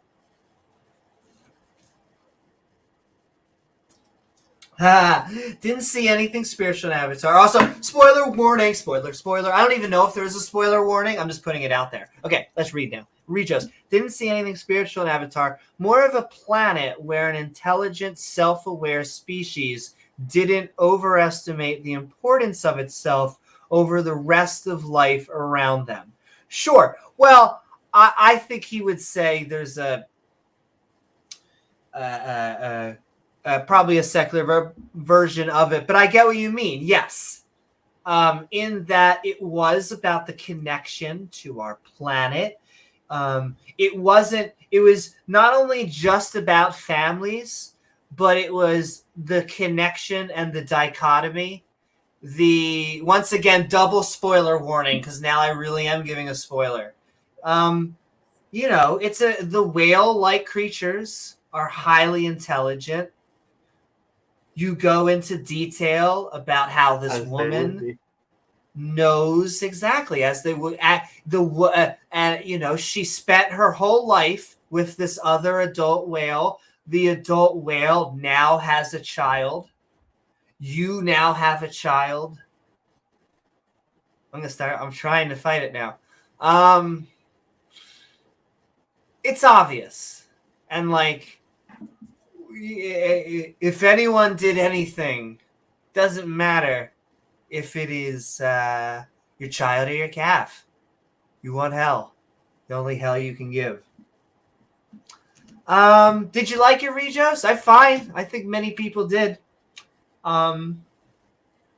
People criticize for universal aspects. What's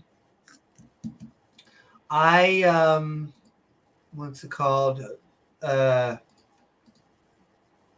Sometimes they get criticization for the dances with wolves in space and the Pocahontas, and that's funny. And see, you say that, and here, but I'll tell you, I'll say, and you're right, you are 100% right.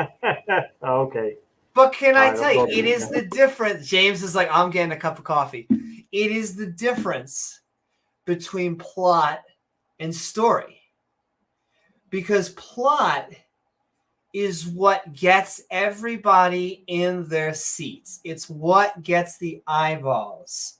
It's that you knew going in. We all knew that it was going to be blue people and tribes and bows and arrows and guns and the fighting forces and all of that stuff.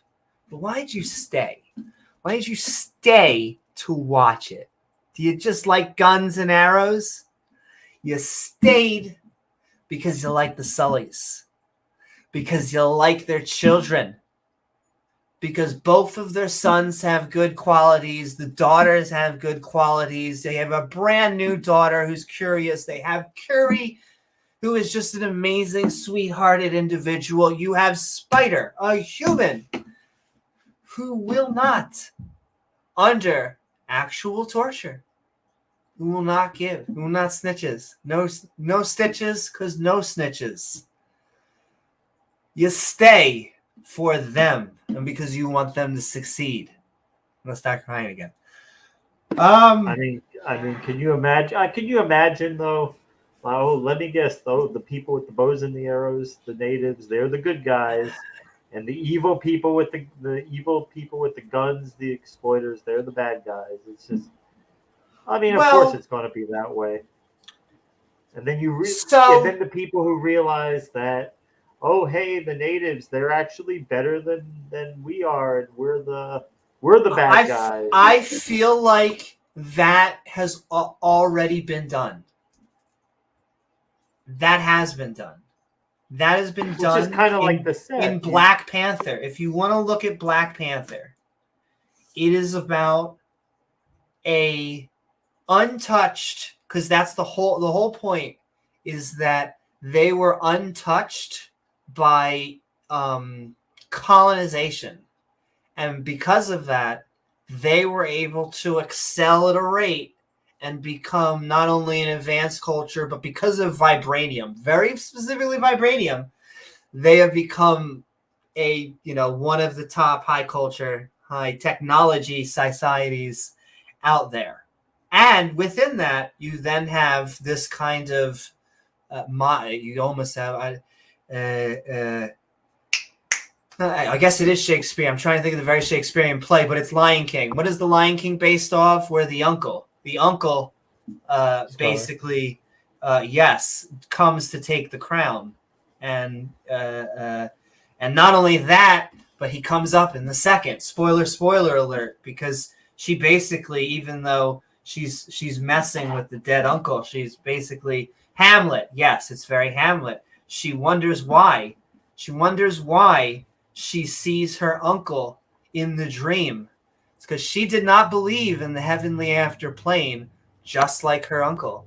It is also why she sees burning fire around her, just like her uncle, because she wants to destroy the world. She doesn't, because she becomes the Black... Spoiler, because she becomes the Black Panther and chooses not to be like her uncle and save Namar. But no, you know what? Can I tell you what James Cameron says when he gets also asked? He says, "What happens when the people don't come in to save?" James Cameron says, "We've actually run this test before. They lose." So if you want to run how it happens when you don't get outside help, the cultures that don't have advanced technology, they don't win. You want to win, they come together. That's James Cameron's answer, because he's been asked this question. And it's kind of like, in my love, a tough love. It's not about one culture being better than the other. It's about understanding both the reverence that you can get maybe from a culture that's still intact with society. But let me tell you, there are good and bad people, no matter how advanced or unadvanced the civilization is. You end up with things like Zulu, like the movie Zulu from the 1960s, which is about a battle that was had in the late 1880s, where 4,000 Zulus armed with spears attacked a ramshackle fort with about 100 British soldiers with rifles. And the British won the battle because they had the technology. It's not that they're superior, better people. The Zulus, they were very brave and strong warriors, but they just couldn't stand up against the rifle. It's just too much of a a barrier. Absolutely. I just want to quickly just say, what is up, girl? Can't stay, but just wanted to pop in and say Merry Christmas. Or happy holidays, y'all. Sending love. Another great atheist, non-believer, content creator. Once again, not that has to be a thing. I'm going to keep on pointing that out. It's only Vader that seems to be, though some of the others as well. They seem to just like them getting filmed, but they don't like them actually making stuff. Woo! I fucking love what's the Dr. Tapiocaweasel. I fucking loved it, and everything was good until the Fire Nation attacked. You, James, have you ever seen the other Avatar, the Last Airbender? No, I saw the very first Avatar. Okay, so You should. I know that's that. I don't know how. I want to take a gamble, James. I swear, watch it. You'll like it. It's a show called Avatar: The Last Airbender. The best way I could say is it's basically an American anime because it's anime style. It has a story and a more serious plot, but it's kind of for young adult kind of thing. But it was great. It's great. It opens every episode.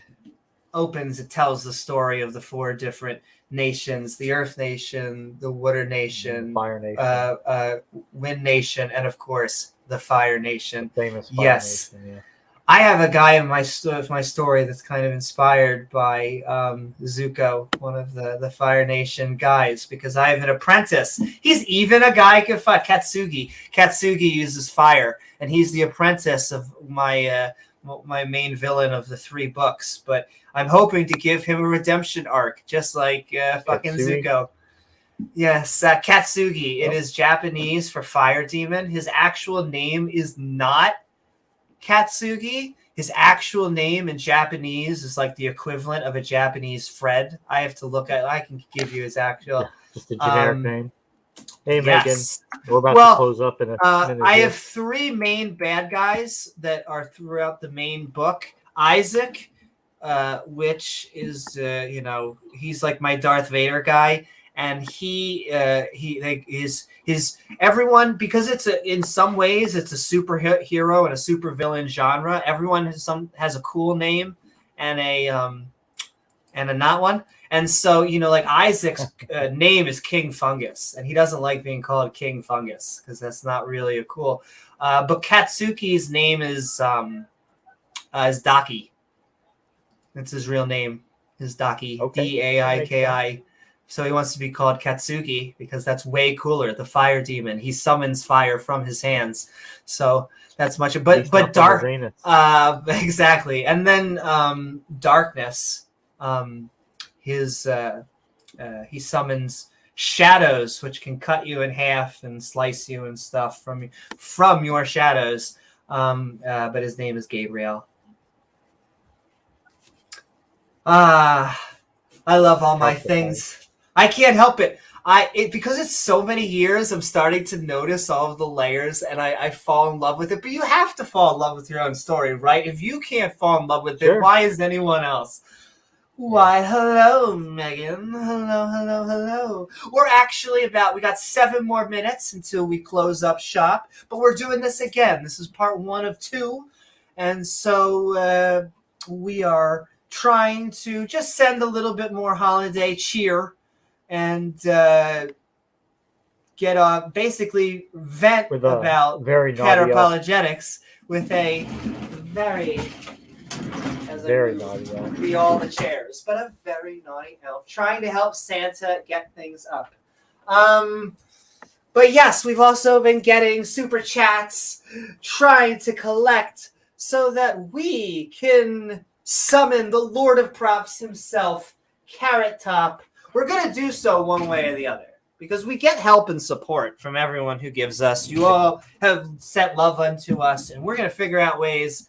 Maybe has to do topless car washes in 10-degree weather. Yo, it kills me on the inside, my procrastinating ass. I finally get like the epistemology show off, and I'm close by enough to the Capitol with a speaker's corner like place at it where I could just talk with people. And of course, it's got to be mammoths are growing outside, and they're still cold. Oh, I know, Judith. Thank you so very much. Exactly. That is the irony, okay? Can I tell you something? Let me give you the Patrice O'Neill version, and then I'll give you the politically correct version, okay? There's a big difference between being a pimp and a hoe, okay? And let me tell you something.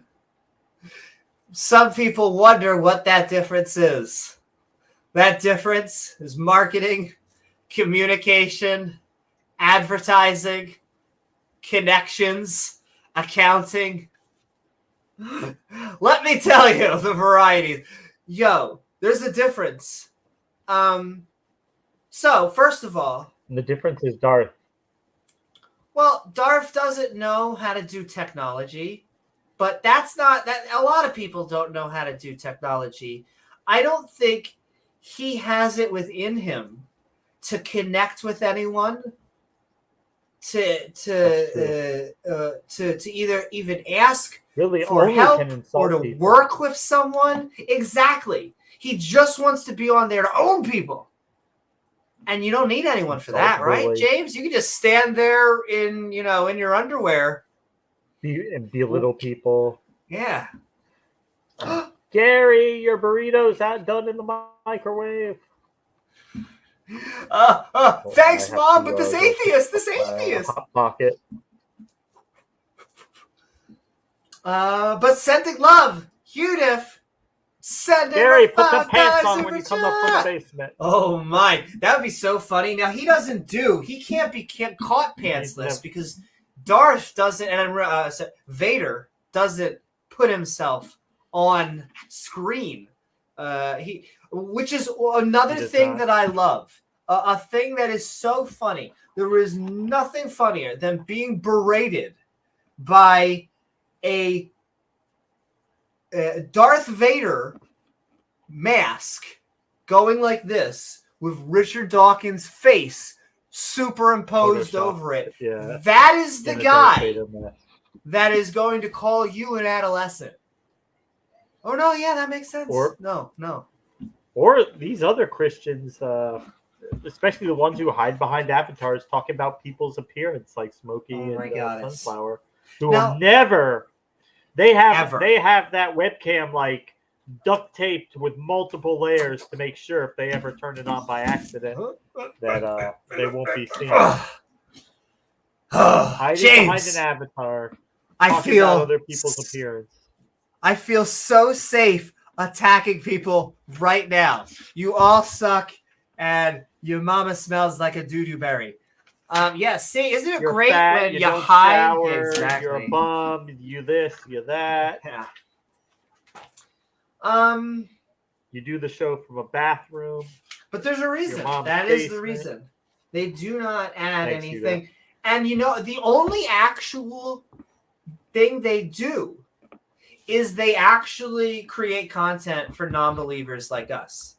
They end up just having the Tom Rabbits of the world. And do you know what I love?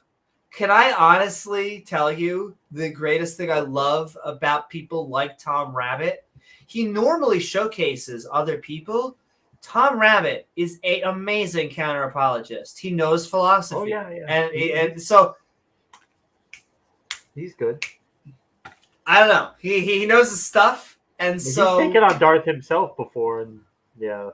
That's not very pretty for Darth. Well, I think when you digest what I do, I have once again, maybe I'm just giving away my trade secrets, but like when I prepare for a debate, I just marinate in whatever they are doing. I just listen to a whole bunch of stuff so that I understand their lingo. There's no surprises. When someone asks me, what even makes your universe intelligible? Oh my God. What makes the universe intelligible means how do we make things comprehensible? You're asking us how do we make the world comprehensible into our brains? Well, that is the... Yes, well, that once he starts to get into those specific languages, because I don't have an ultimate, I don't have a necessary being, because all of that language is bullshit, I think is the technical term. But what makes my worldview intelligible is my brain and my mind, the operating system that does so. But how do you know that's right? How do you know how can you trust that? How can you trust that? But James, how do you get anything unless you have Jesus? It has to be Jesus, Mr. right? No, sir. Only the God of Christianity will get you there. No, sir. No. Mm-hmm. You need the God of the Bible. God of the That's Bible. the only thing that'll get you. Also, anything makes sense. I just noticed that she is doing the thing where she's doing. Oh, now she's opened her eyes because she heard the puppy. But she's doing the thing where she like fights to hold her eyes open, like she wants to stay awake. She's like, exactly. Well, she, as Rachel says, the cats sometimes she calls them zoomies at like 3 a.m. where the cat just goes zoom. Burst of energy. Yes, she's like that. Like they just smoke 22/7. The other is 30 minutes of food and water and then passing out. And then she's like, boom. Yeah. But thank you so very much, Rudolph. You really are amazing. You all are amazing. We are about to head out. I think we are about to do our closing. And so I do want to know. Hold on. We're 13. Holding on. We're at 13. It's moving us closer towards we're going. And we may have to end up doing maybe a New Year's part 3. So we'll see. Because I want to keep on trying to get. If I don't, I'll just supplement it for all of our. We know Christmas. It's money gets tight. Yeah. Well, not only that, but I don't want anyone to feel like they have to, because it is it's not obligatory. It isn't going to know how to say this. We view this as trying to have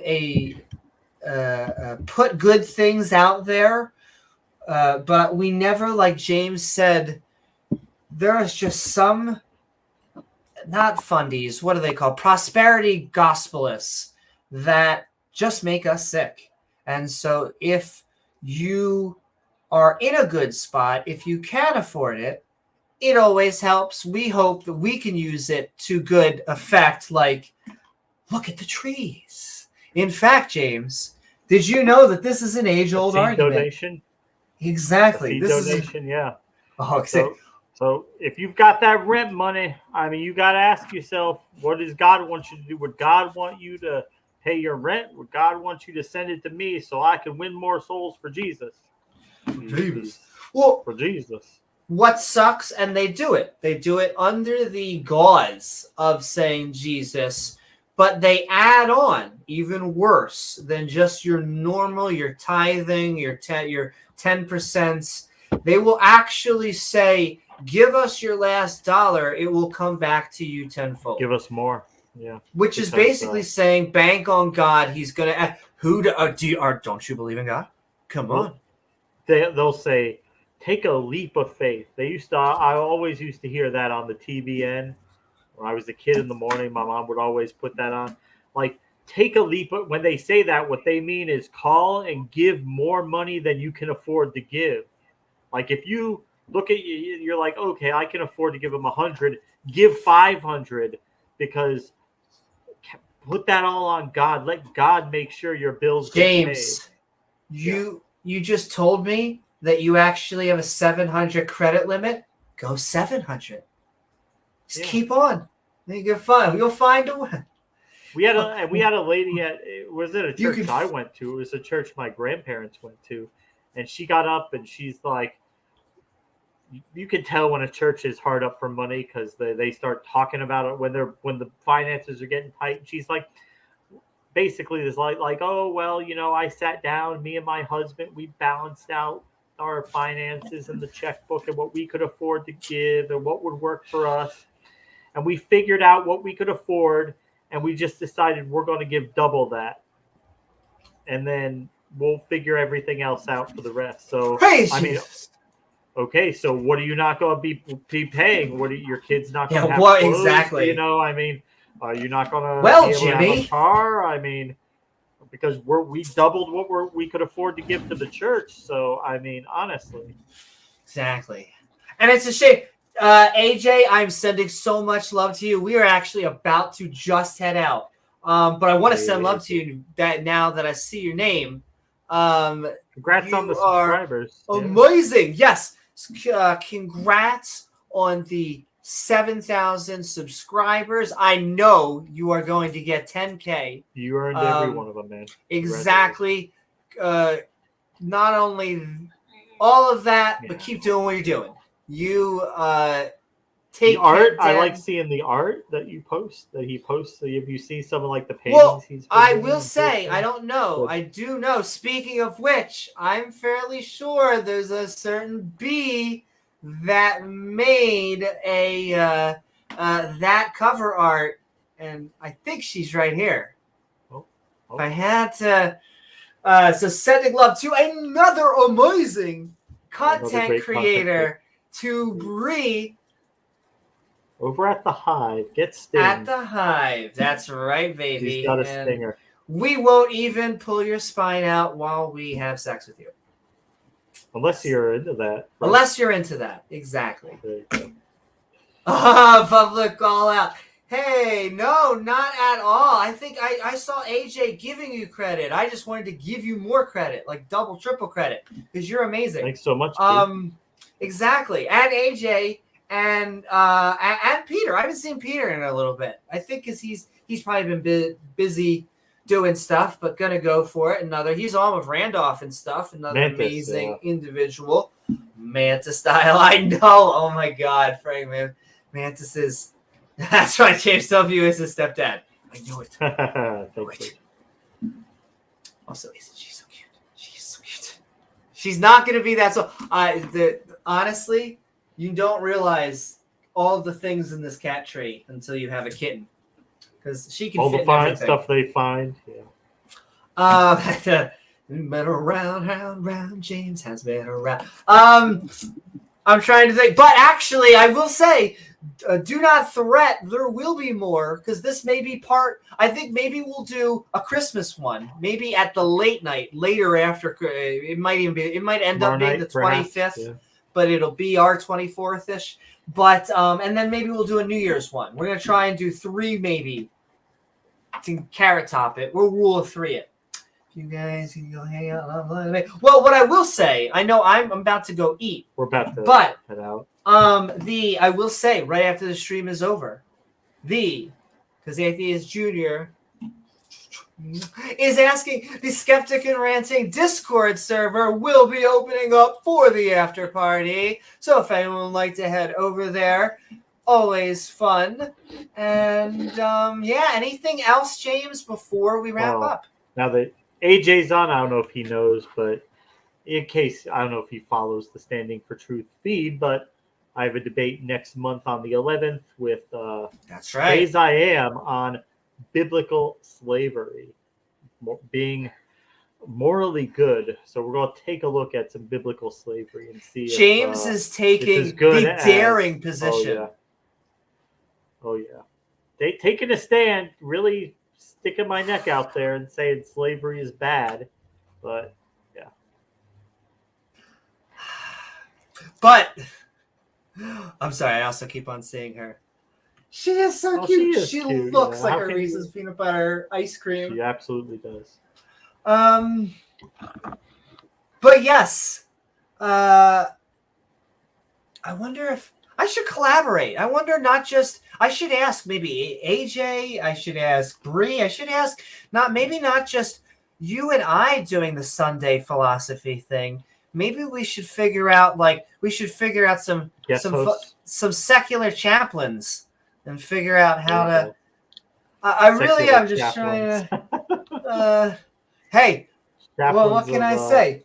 Woo! Yes, and so the next live streams we're gonna do one either sometime, I think tomorrow, though our midnights always bleed over into could be the 25th.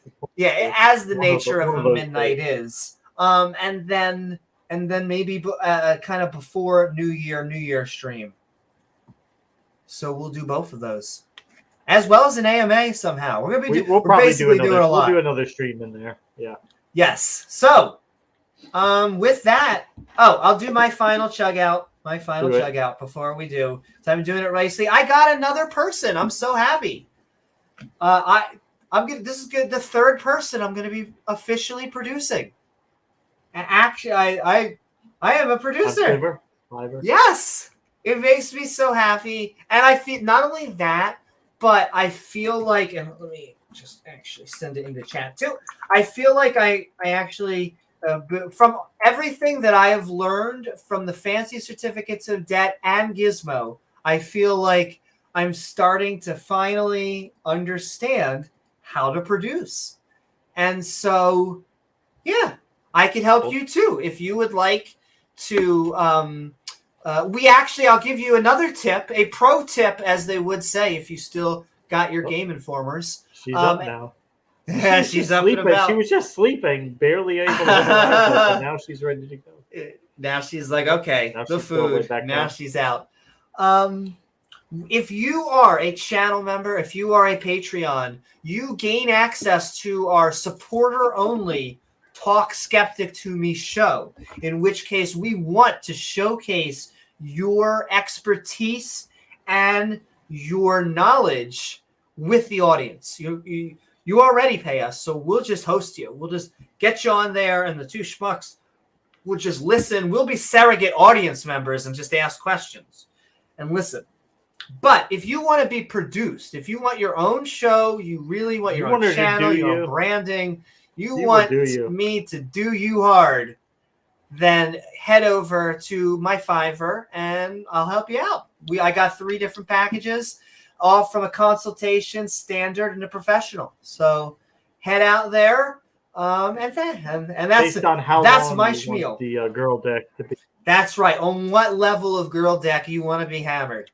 And yeah, I think on that note, I hope you all had a fun time on this episode of Midnight Ranting, Holiday Prop Fundraiser, as we now know, Volume 1. Where JW and myself, Amy Newman, had some fun using some props to entertain all of you out there and or rant about counter apologetics. So we hope you lit your menorah, trimmed your tree, and enjoyed joining us as we tried to raise some funds to summon the Lord of Props himself. I'm becoming my hair's Cameron in effigy.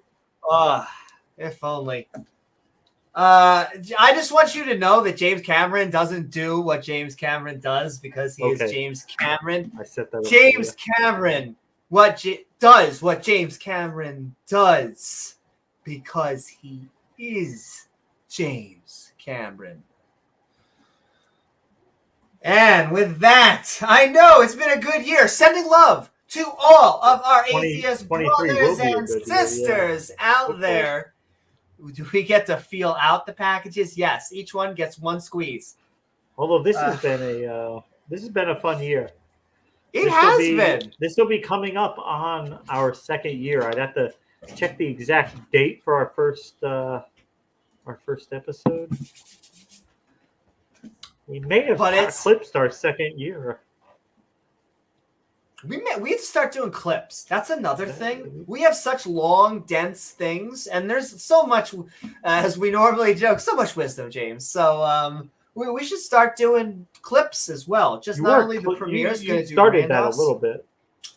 Yeah.